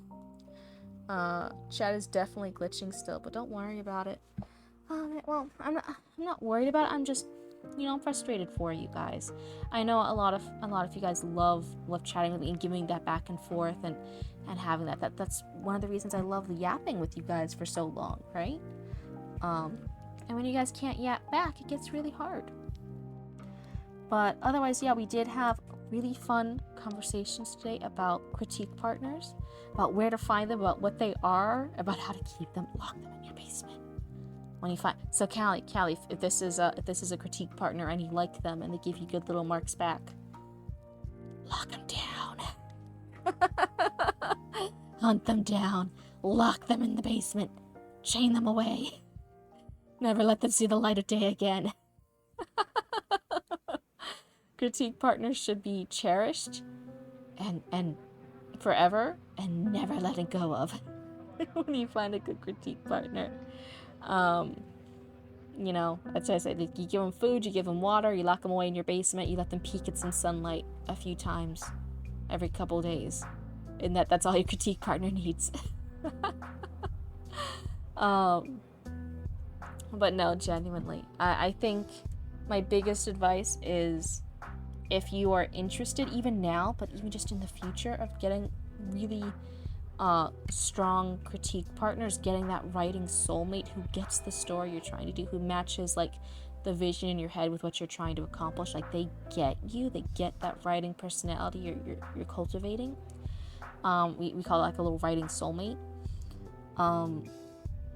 I really highly think if you want that level of critique partner, even if you don't have anything to submit now, if you're like, oh yeah, I'll write my story and then I'll look for critique partners. No, the biggest advice I can give is you start looking for critique partners. The earlier the better. Even if you haven't written anything yet, start looking for critique partners. And that's just being in these writing communities and contributing, giving critiques back to other people, right? In Reddit threads, in Discord groups, in Facebook young adult fantasy writer groups, right? In forums and Twitter hashtags and stuff. If people are looking for critique, and you start giving critiques, if you start making that network, build it up for months and months, right? As much time as you can. That way, when you have stuff that you want critiqued, you now have that network, you have those connections of people who will now actively want to give you critique back, who have been looking forward to working with you and reading your stuff because you were so nice and you helped them with their writing last week or weeks ago or months ago, right? You had that connection, you built that community. So the earlier the better to be involved in a writing community, in a critique community. It's never too early. So yeah. What in Discord is saying you try to get your friends to beta read for you. Yeah. And if your friends are similar readers to you, like if your friends also read and they read similar things to you and they get what you're trying to write, then that's perfect. And then your friends, and they're also really good beta readers. I also know sometimes people's friends and families aren't the type of target audience or the target market they want. They're not the ideal beta readers. So don't be discouraged if your friends or family, whoever you're reaching out to, aren't good beta readers, if they don't give you good advice, or they say negative stuff, or they don't give helpful advice, right? Because they might not be your target audience. They might not get the voice or the vision you had. So if that happens, don't be discouraged. Just keep looking for the right beta readers and the right critique partners. But if your friends do get it, and they are encouraging, then hey, that is absolutely so beneficial and so great that you could have that circle of friends read your work.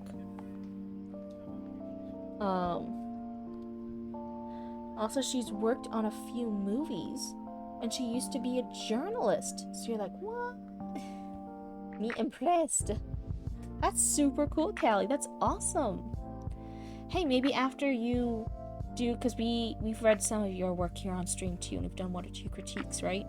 Maybe after you do the round of fixes with them, with their critiques, maybe you could resubmit, and we'll go back over it on live stream here, and we can kind of see the difference, and we can see what the improvement was. That could be really fun. But yeah, I'm so happy if you have that experienced writer friend, that experienced journalist who can give you that feedback. That's really, really awesome. I feel so bad just reading back and forth between chat and the Discord. Oh my goodness. This is going to be a really fun VOD later, because most of the time if it's chat, it shows up in the VOD, right? It pops up on the screen in the corner for the YouTube VOD. But now since part of it's in Discord... Oh my goodness, this is going to be interesting later. It's going to be funny. And hey, that's just part of the learning curve here. We're just going to make our best do. But yeah, I think surprisingly one of, and I don't mean this is in like a little kid way. I mean to see Mama Cryptid was a professional storyteller for years. She is very well versed in the craft of story. And so for a while when I was like little and I wasn't involved in like online writing communities or groups because I was little, I actually got a lot of my feedback from Mama Cryptid. She would be very encouraging of my stories. She liked them a lot. But she also... Mama Cryptid... Okay, so... Are we just chatting here because Twitch chat is broken? Yeah, I think we are. I'm sorry. We're just chatting in the Discord. If there's anything you want me to notice, I'm sorry. There is in the little... Cryptid Reads, my little profile there is a link to the Discord for anyone new who does want to chat or leave feedback. There is just a general forum, and you guys can just chat in the app there. It's all fine. I was saying, so Mama Cryptid had this analogy that she told me when I was little, when I was in elementary school. And it is, and I'm not giving this advice to anyone else, but she told little baby Cryptid, nobody wants to be the tinfoil knight. And that is in reference to, like, when you go to cons, when you go, like, to cosplay groups or, like, Ren fairs and stuff, there will be people who do the whole bit, and they, like, get chainmail or like, realistic enough passing chainmail. They get the armor, they get, like, the little prop sword that looks cool, and they'll, like, be a knight. And then there'll be somebody who shows up to the party, to, like, the Halloween party, and they, like, made their armor out of, like, crinkly old, leftover tinfoil, and they're the tinfoil knight. And that is not to diss anyone who does cosplay, especially cosplays on a budget. This is again just a story from my childhood of Mama Cryptid explaining stuff to me. And Mama Cryptid would always say, yeah, you never want to be the tinfoil knight. If you're going to do something, you're going to do it good. Maybe this is where my perfectionism comes from. But she was very focused on me growing up on, like, if we were gonna do this fun creative thing, you're not gonna do it half-assed and make something mediocre. You should actually do something. It should be good. It should actually be, like, impressive. It doesn't have to be perfect, but it has to be impressive. And so a lot of my artsy endeavors and stuff, she would be encouraging, but she'd also, like, point out stuff like, yeah, here's how to improve this, here's word choices you should do instead, think of this critically, how's this character reacting. So even from, like, elementary school, I actually had a really thorough professional storyteller. Mama Cryptid was a professional storyteller, as, like, this critique partner to little baby Cryptid. For any stories, for any fun projects I had, she would be my kind of critique partner, and to this day she's still a very knowledgeable critique partner.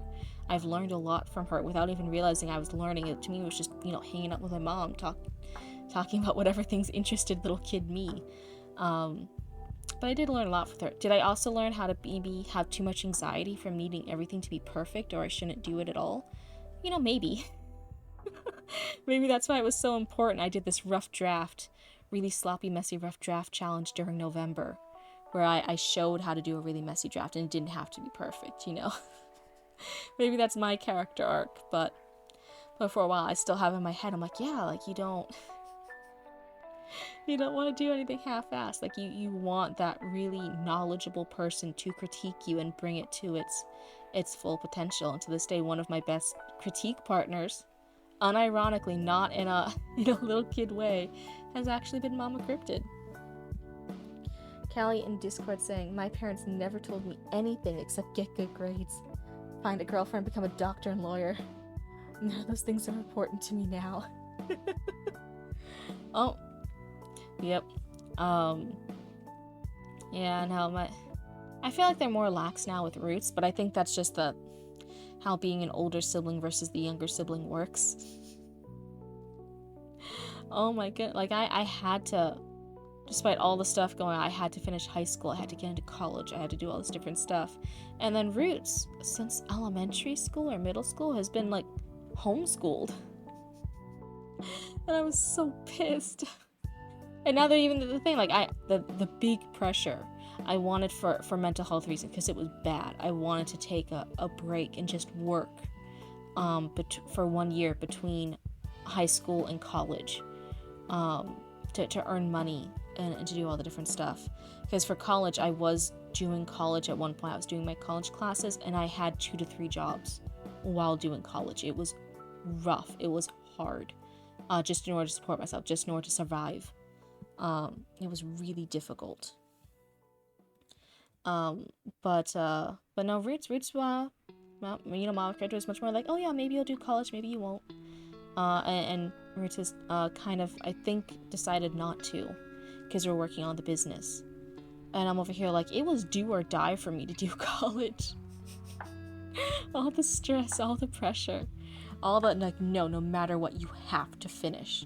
I remember one year, it was like my last semester, and I called them and I was crying and I was begging just to take 1 semester off because I needed to work more and I couldn't do another job and do the classes. Like my hair was falling out. I was losing my hair. I was so bad, mentally and physically, health-wise. I didn't even know. I was still in my bad relationship without knowing that it was bad. I was still in that engagement. Everything was just rough. And I was just sobbing. Like, could I just take 1 semester off to work and maybe earn enough money to help me float through with just my few part-time jobs the last semester? And they like, no, like, you have to. If you stop, you might not finish it. You have to. And I just broke down, and I did it. I got my degree. I was so depressed afterwards. I hated it so much, that this huge accomplishment of me getting my college degree, I actually didn't even walk my ceremony, because I knew if I walked, I would just like break down crying, and it wouldn't be like happy tears. Because by then I just hated it. So I actually just had the diploma mailed to me, and like I never did the walk or got the robes or anything. I never did anything like that, because I was done. I could not mentally bear to even think of college anymore. So I just got my degree mailed to me in the mail, and I was like, nope, that's it. So it was kind of ruined for me. For so many years, I was so looking forward to college, because it was supposed to be less stressful than high school, and high school was bad for me. And it ended up kind of being worse in so many ways. Better in some ways, worse in others. And it was still a really bad point in my life. And something I was so looking forward to ended up being bad. And I'm like, damn it. I could have taken a break. Now, like, little baby Roots is here, and they're like, they don't even want to do college. And Mama and Papa Cryptid are like, okay, you don't need to. I'm over here like, this is bias. This is favoritism. What happened to me? I lost my hair. I lost so much of my hair. I lost so much of my health. I probably lost years of my lifespan from the stress. This is bullshit. Why did the older sisters have to go through so much? It's not fair. But But otherwise, I still have my degree. It's still, there's a lot of stuff I went through, and it worked out for the better. I was like, you almost graduate, but then your family wanted to move, so you had to transfer, and you never finished another year. Oh, that's rough to have it be derailed like that. What says you went to an online high school and it made you lazy in class. Yeah, I tried doing for high school. I tried doing an online class. That's where I noticed I'm terrible at online classes. I don't learn anything. I'm terrible at being accountable for. I'm terrible at showing up for it. I do not learn much with an online class. It's just not good for whatever way my brain learns, whatever neurospicy thing is in my brain, it doesn't learn well with an online class. So I do learn better actually physically getting up and taking the time and going to an in-person class. I feel so bad since there is like generations now that did have to get used to Zoom classes, because now knowing my experience with my one online high school class and how like it nothing. I was horrible. That was the only class where I like was failing. Like I couldn't wrap my head around it, and I couldn't do it. So if I had been a few years later, if I had been a cryptid born in a later year, and I had been in school when they switched to mostly Zoom classes, I think despite me being very smart in class at that time, I would have failed. I would have been so bad at Zoom classes. You had a dream memory unlock that you enrolled all over again. It was not getting to classes and just doing rough. Oh, I'm so sorry. Yeah, man, it's bad. Oh, God. And what then says, you did finish several movies and shows and cooked your way through high school. Yeah. I had friends and and stuff who were like part online school and part in-person school.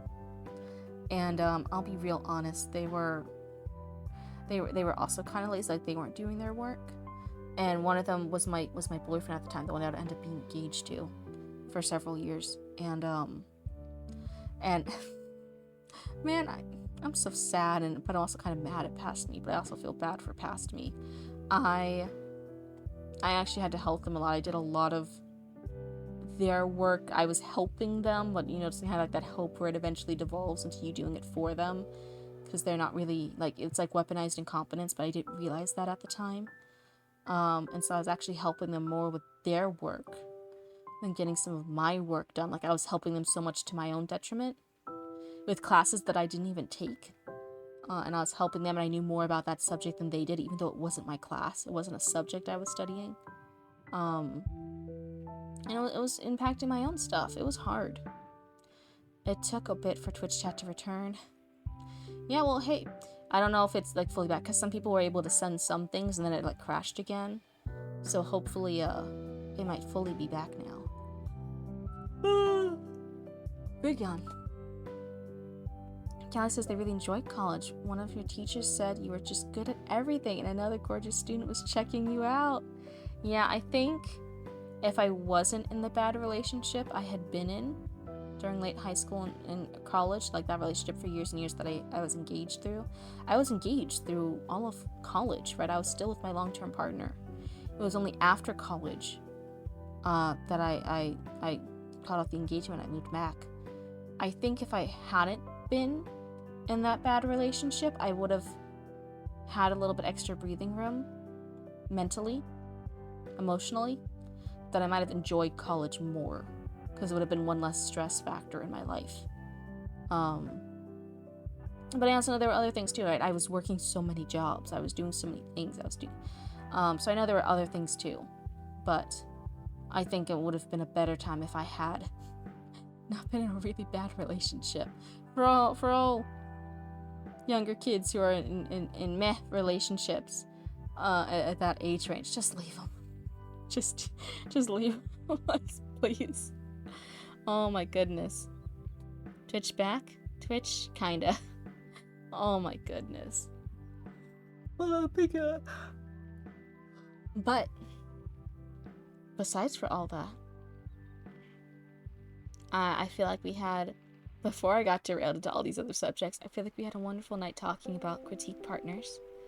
You didn't really talk to anyone in school because you were so shy. So you were Never in an actual relationships. Girls just adored you because I was apparently the cutest guy at school. Oh no. You were some girls like little, what's it called? Like in the social girls like mangas, when like there's like the cute shy guy that all the girls are like fawning over. You were their shoujo male protagonist they were swooning over. Isn't that funny? You don't get out much nowadays. I don't. Now that I'm an adult, it's really hard. It's really hard to go out and make friends. God damn it. Oh, I haven't barely had any first date. I tried the whole.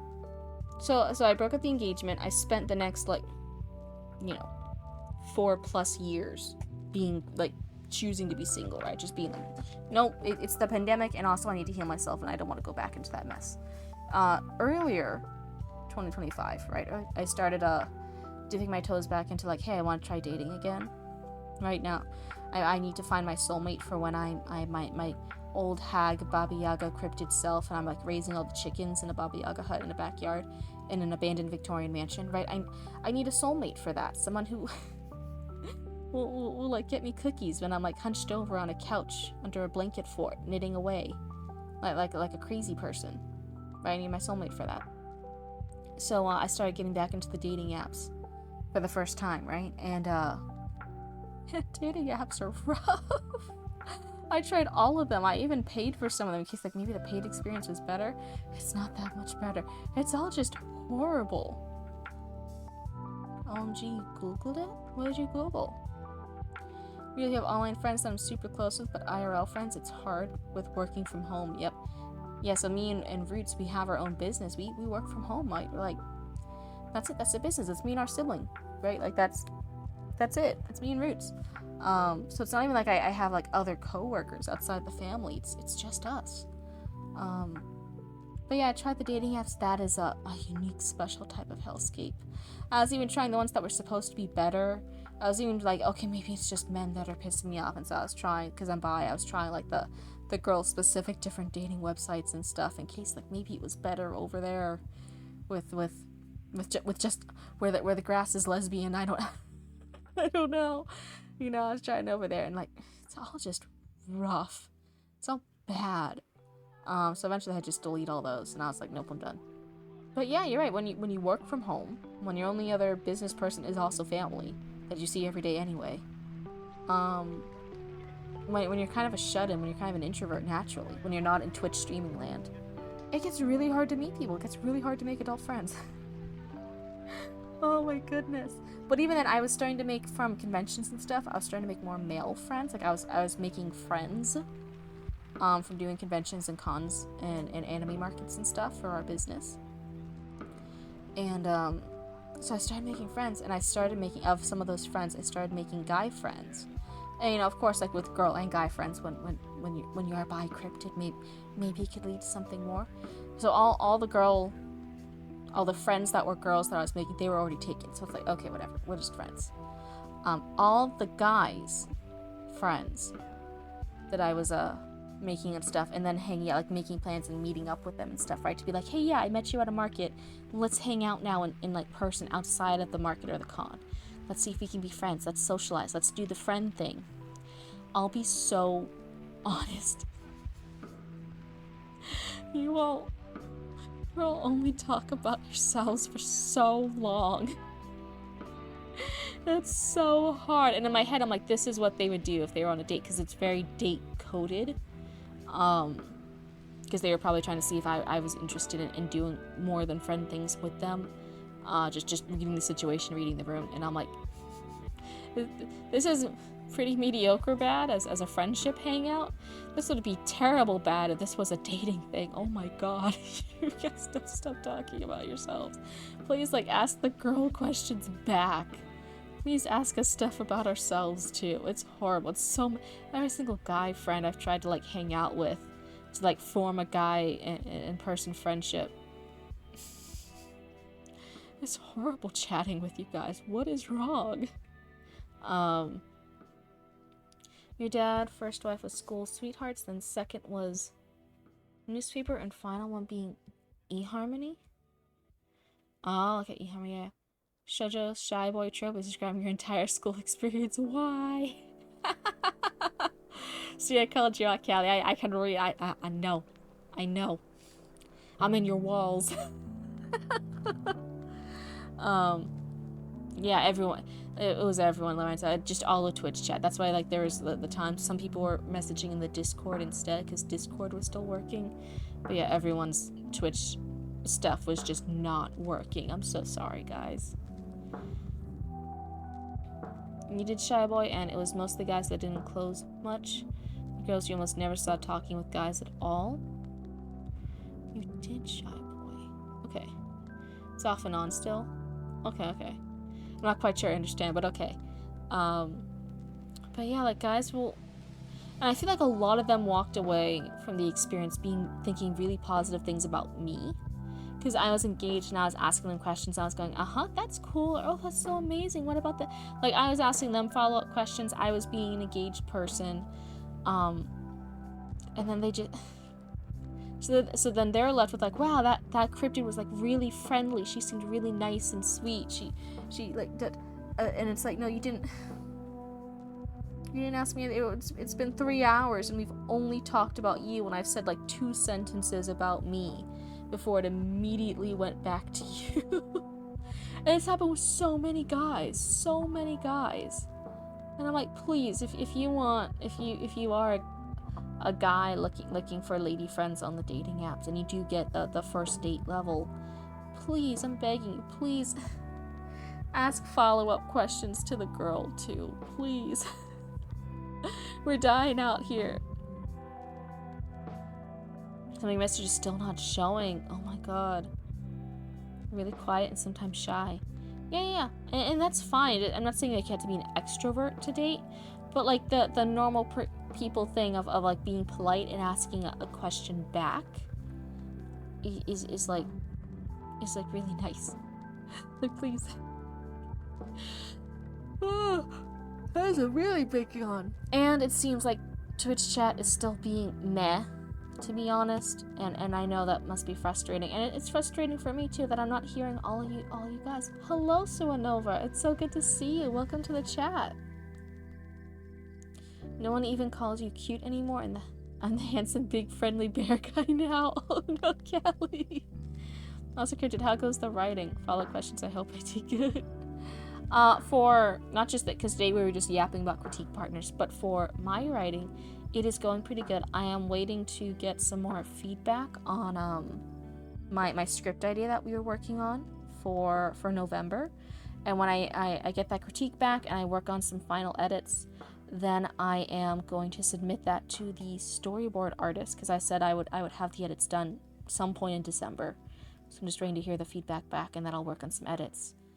And I'll hear back from the storyboard artist, and then they said they might work with me to create a budget to make animatics storyboards for that work, for that story that we did in November. That I kind of can't believe that's happening. It's really exciting though. It's not going to be the final project name. The work in progress, the temporary name for the project that we did for November is 3 Little Witches, which sounds more cute. It's not the right tone, because again, ours is very Studio Ghibli meets horror, right, where the main hero goes and has to kill all these different witches, right, even if they're not evil, because regardless of if they want to or not, they're cursed by those demonic familiars to start killing people around them, and so that the hero has to slay them, and it's every arc is a different witch, the Witch of the Woods and the Witch of Sacrifice and the Witch of Rot, that he has to defeat before he decides to give up, because he gets so depressed, so feeling bad that he has to murder these women who didn't do anything wrong. That's the plot. So it's a little bit more grim than what the title 3 Little Witches would make you think. So that it's just the temporary name. The temporary working title is 3 Little Witches, but I'll still have to workshop that. I'm waiting on feedback for that too. We'll get a good working title. But yeah, I'm waiting on feedback for it, and then I'll do the edits, and I'll send that to the storyboard artist, and then that's what I wanted to do next. I wanted to show you guys live on stream, like we did all the rough drafts in November. So if I can get with that artist, then it's actually being like, yeah, if you have this script for something that's an animation, how much does it cost? What's the budget? What does it look like? How do you plan for it? What's a revised draft look like from your original draft? Like, I think it's gonna be really exciting content coming soon. You've been lurking, didn't feel like talking to it. That's all good, so you never have to talk if you don't want to. I fully embrace the fact that for many people, am second monitor content. I yap so much. I know I'm on some people's second monitor, and some people even said like, oh yeah, I just listen to you while I'm trying to fall asleep because I know you can yap for a few hours. So that is totally fine. I love hearing you guys chat. I love responding back and forth and talking about whatever you want to talk about. But if you guys ever don't want to type in chat, it's never a requirement. I never want to make you guys feel stressed.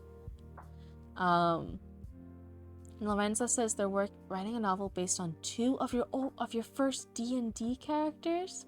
It's going to be a wedding novel. Lorenzo, that is surprisingly the nicest, most wholesome sounding story sounds like you've worked on. A lot of your other stuff was very so like grim before, wasn't it? It was so spooky for some of the moms in your town. Oh, we got a hydrate or dihydrate. Hold on. Got a hydrate or dihydrate.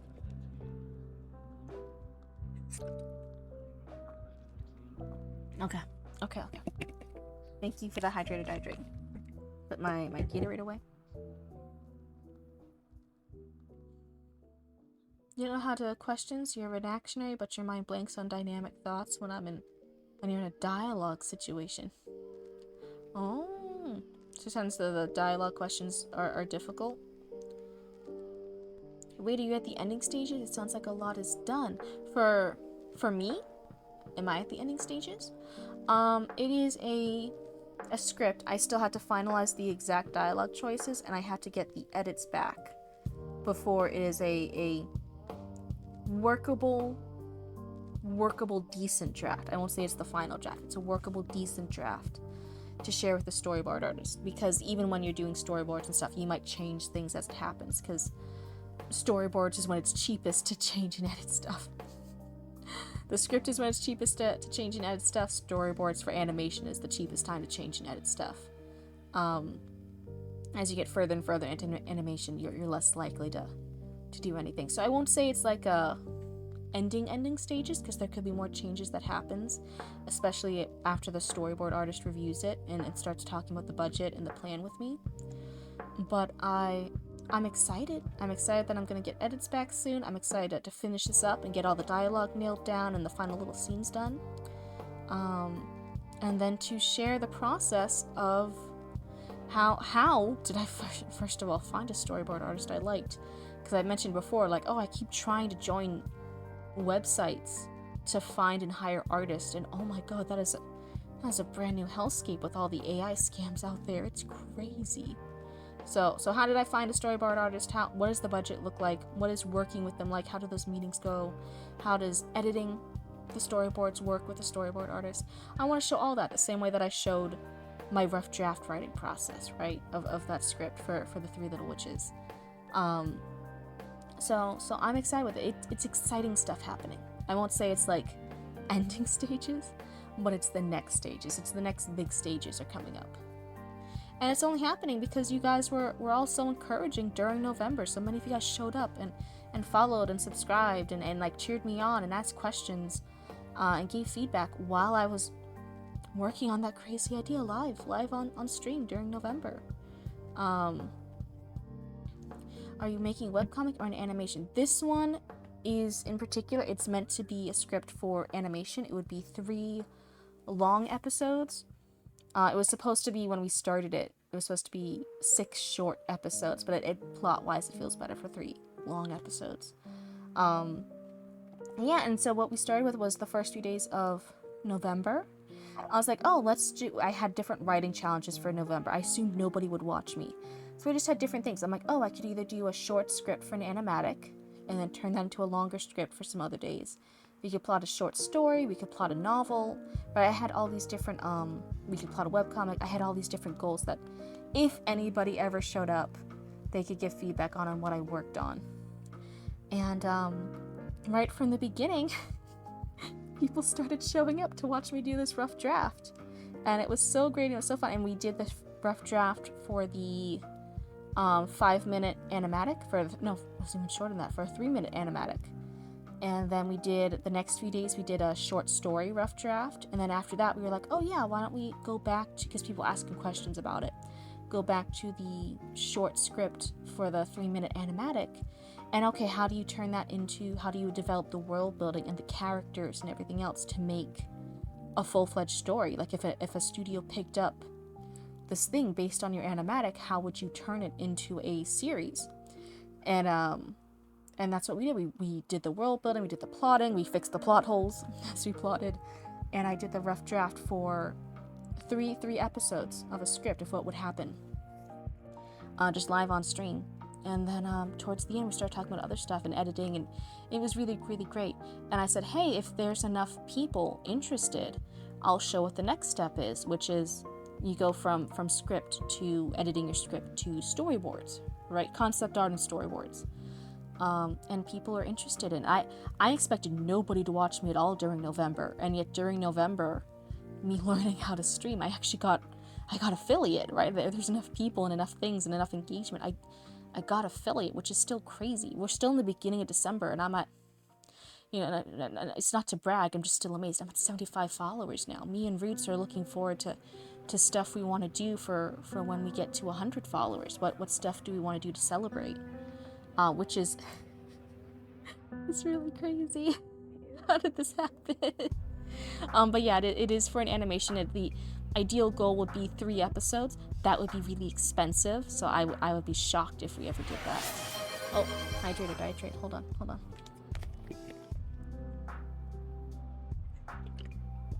Okay. So more than likely, we said it would be some short animatics inspired by my script of scenes and cool little sneak peeks of it. It's exciting. Thank you. Yeah, it's really exciting. It's also like really overwhelming. That's just fun little project I had of, oh yeah, like watch me do a rough draft. Watch me like make stuff up live on stream. Actually turned really, really big, and people like cared about what I said and what I yapped about.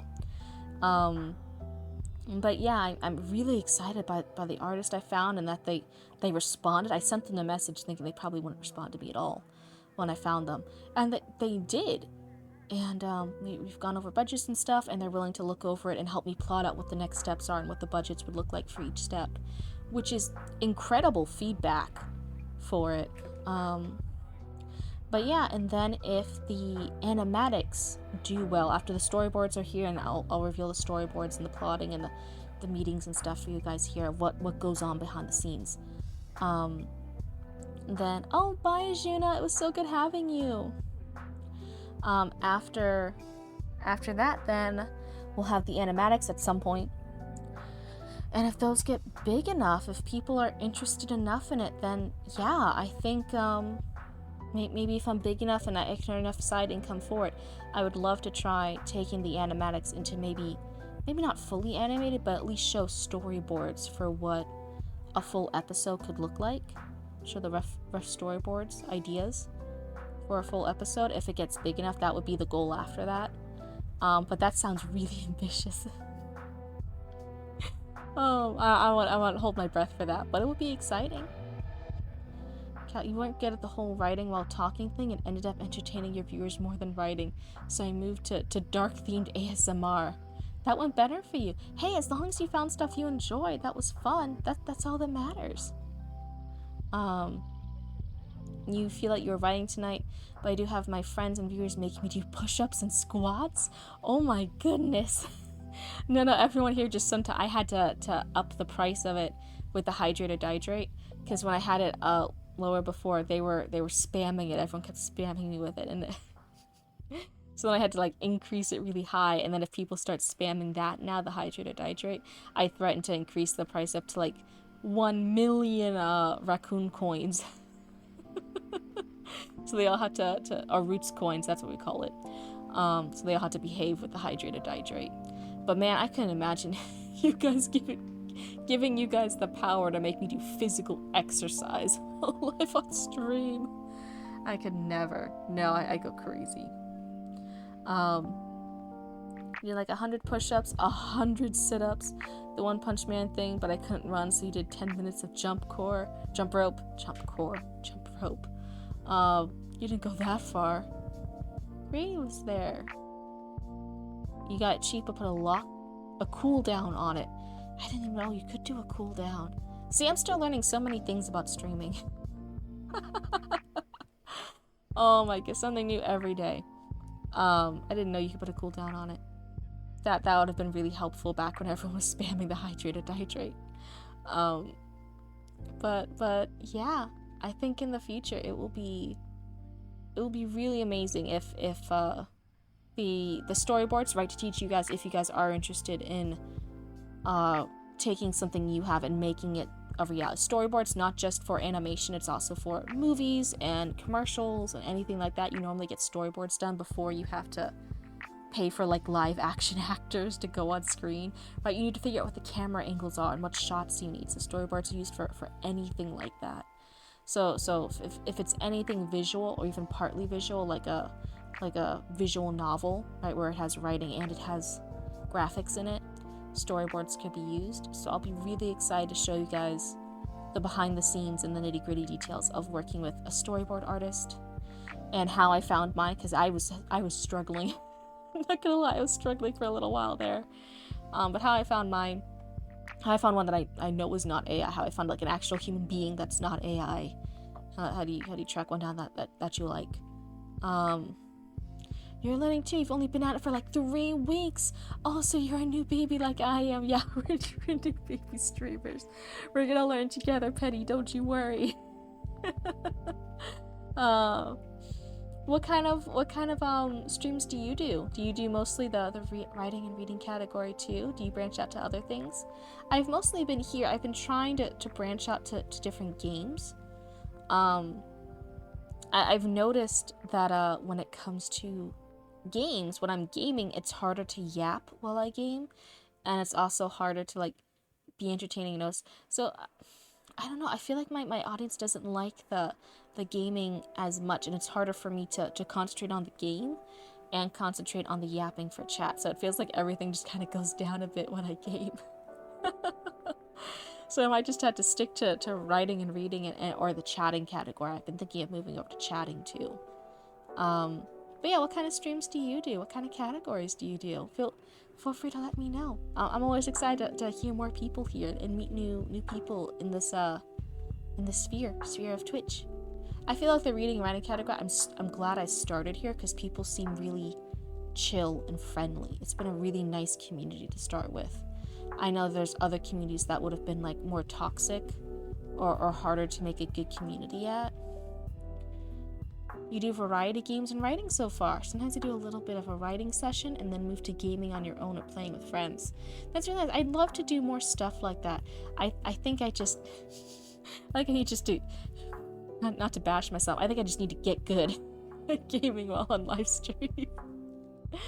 Oh my god, because yeah, like I'm paying attention to chat and trying to yap, so then my gaming goes down. Like I'm not as good of a gamer as I could be, and then because I'm trying to game, I'm also not yapping as much, which I think a lot of people are here for the yapping. It's just hard. Oh, like off topic, but your family found out that ashwagandha is really good for when we're out of meds, and one of us is having withdrawal symptoms. I wish to spread this information in case you meet someone who has gone through that, but then you're not a doctor.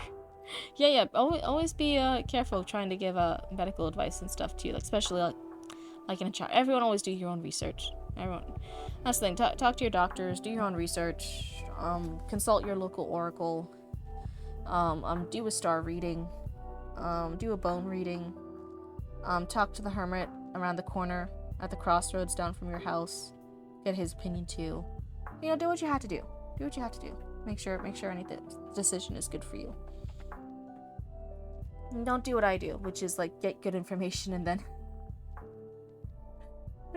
failed to follow through with it. Oh my goodness. I have like some things that like really, really help me. Just to get through my day, right? Just to make me more focused. Like less brain fog. or things that make me less tired when I'm on my cycle. Like, I have some, like, really good things, and then I just don't use them. I, like, forget. I think my brain fog is so bad, I forget to take the thing that helps my brain fog. Which is bullshit. That's not fair. This is a horrible cycle. But yes. I love hanging out here in the writing and reading category.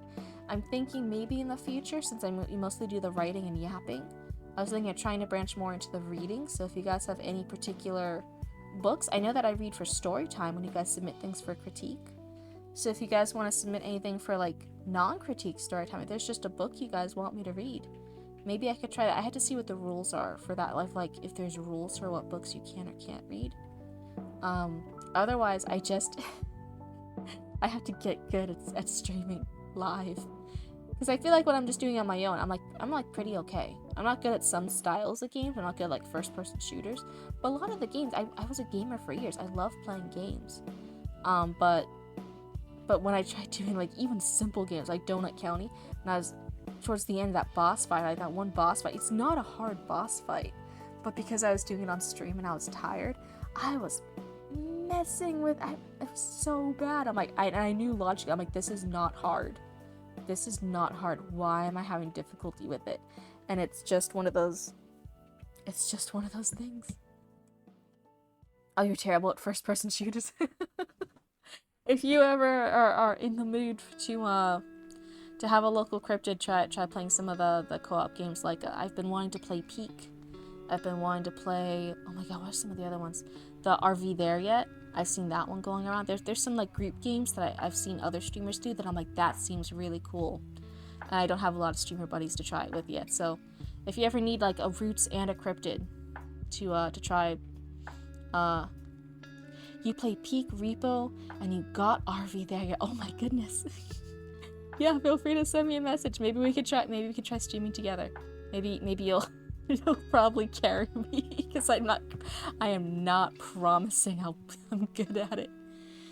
You have 100+ hours on both Peak and Repo. Oh dear god, yeah, you'll be carrying me. I'll be over there like, what does this button do? Penny, how do I open my menu? Penny, no, I'm falling off the mountain again. No. Penny, save me. But if you're willing to carry for a silly cryptid and a Roots are probably better than me. They might not be like streaming it to chat, right? Hey, yeah, feel free to message me. Maybe we can try hanging out at some point. Maybe you can help me get good. You're so bad at games, but people find you entertaining. Sometimes that's the fun part, seeing somebody be bad. Sure, you don't mind playing with friends and all. That'll be great. I love that. Can I move screens here without everything going wrong? Yeah, I'll give you a follow. Hopefully that shows on your screen. I gave you a follow back. That way I wouldn't forget. Sometimes I forget to follow through with things. But otherwise, you feel like Repo and Peak are great for yapping and playing. One of my favorite things I love watching a lot. I love watching some YouTubers like Gab Smolders. I love seeing them play Repo, and they're like yapping and chatting. It's such a good vibe. And then the hunter suddenly appears, and they all have to shut up, or they like instantly get sniped from across the room. And I know that's gonna be me. I know I'm gonna be like just one extra syllable into a sentence, and that hunter's gonna get my butt. I know it. I know it's gonna happen. I know I'm not above it. Oh my goodness, it's gonna be funny though. Yep.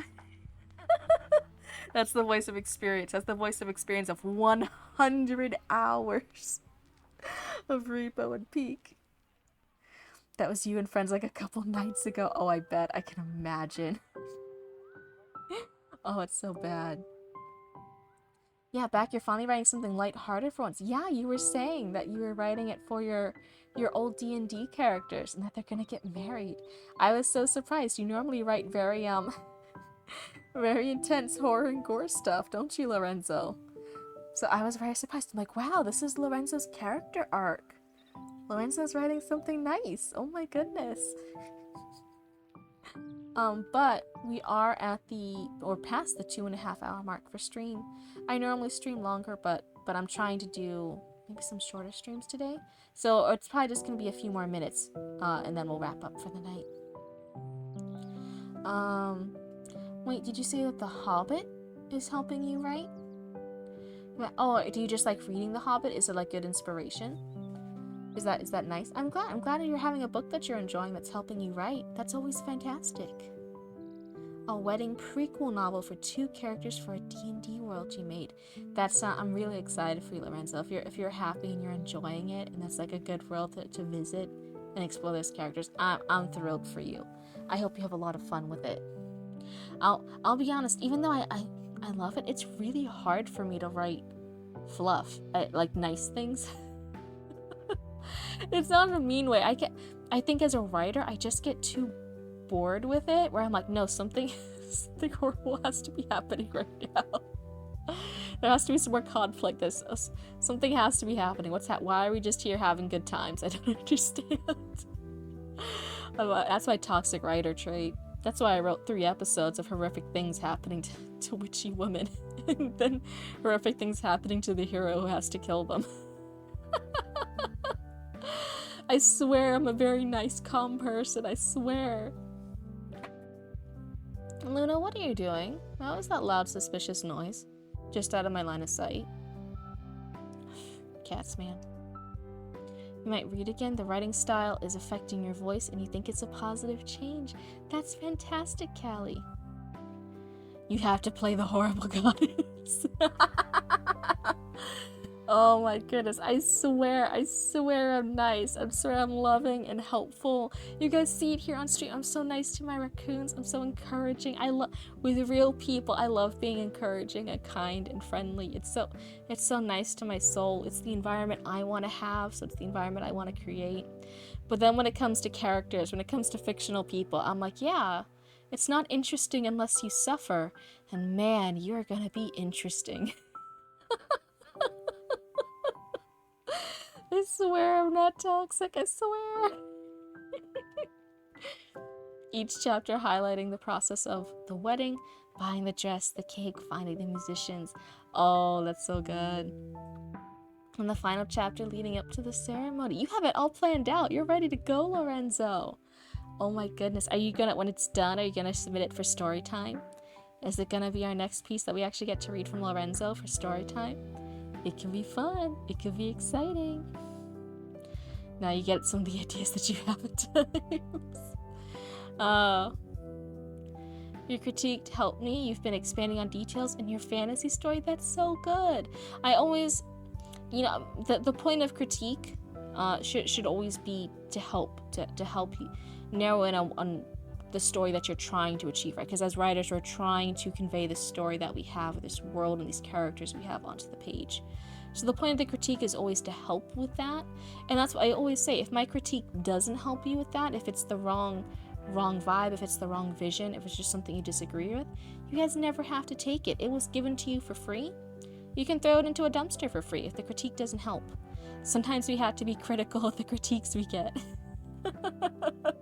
full admittance. But yeah, if it was actually helpful to you, I'm really glad. I'm really glad that you were brave and you submitted it for critique. Thank you always for that. Thank you for being such brave raccoons and doing that and trusting me with that. But also, thank you for following your story and for working on it and giving it your best shot on making it the best it could be. Whenever you finish chapter 2, you'll put it in story submission. Yes, we'd love to see it. We'd love to see it. I'm so excited to see people who've done that first round of edits from critiques and start resubmitting soon. That will be really exciting to see in the future, to see how much it's changed. That's going to be very long, and use an app that isn't Google Docs. It's whatever app you like. I actually, if I was writing for myself and it wasn't live on stream, right, I normally do pen and paper. That's how I prefer to write. I only do Google Docs for you guys for the stream. That way you guys can see it better. But no. And I've been learning more things about specifically the Google Docs. I was like, oh yeah, it's free, it's part of Google, whatever. There's, I guess, a lot of people are noticing the AI skimming stuff of like anything you write in Google Docs is technically going to feed like these AI bots. That's what some people are reporting, and I'm like, oh shit. So hey, if you cannot use Google Docs, I guess that's a good thing, because I guess a lot of it's actually being fed to AI allegedly. I haven't looked fully into it. I've heard some tidbits, and I'm like, shit. I was just doing it because it was accessible here for streaming, man. Damn it. You want to make it a series at some point? That's really exciting. What? That's really cool. I'm just almost at 10 chapters. Man, maybe even over that. That's crazy. That's so much content just around one wedding. But then when you think, I guess, of wedding planning in real life, it's a lot of work, isn't it?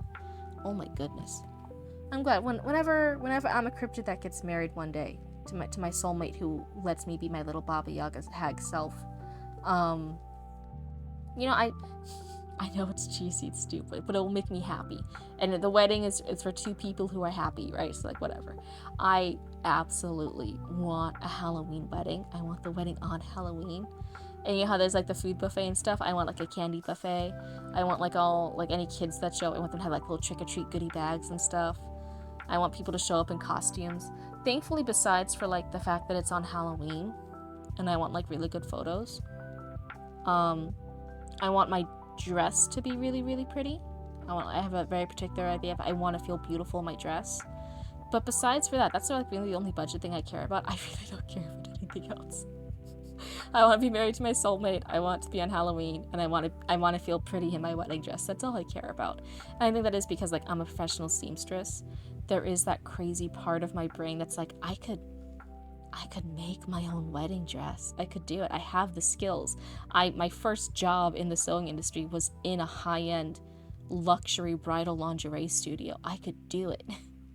And then part of me's like, please no, like it's gonna give me so much anxiety. So much stress before our wedding. But there is a little crazy gremlin on my shoulder that tells me I could do it. But otherwise, I think I'd be pretty chill about my wedding. I don't really care about much else. I want to be married to my soulmate. I like Halloween. Hopefully they're indulged me enough to let it be on Halloween.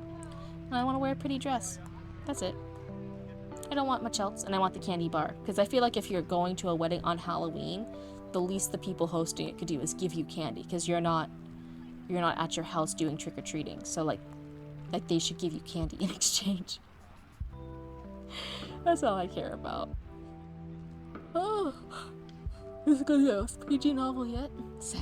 Don't say sadly. It's your brain embracing a new genre, a new thing. It wants to play in this new genre for a little bit. Let it play around. Let it have fun exploring this new voice, this new personality it has, right? This new means of telling a story, different type of story. And then you might find that you really like it, or you might find that your brain now wants to go back to the horror and gore, mature stuff, or it might even want to try a new category altogether. But you like orchids.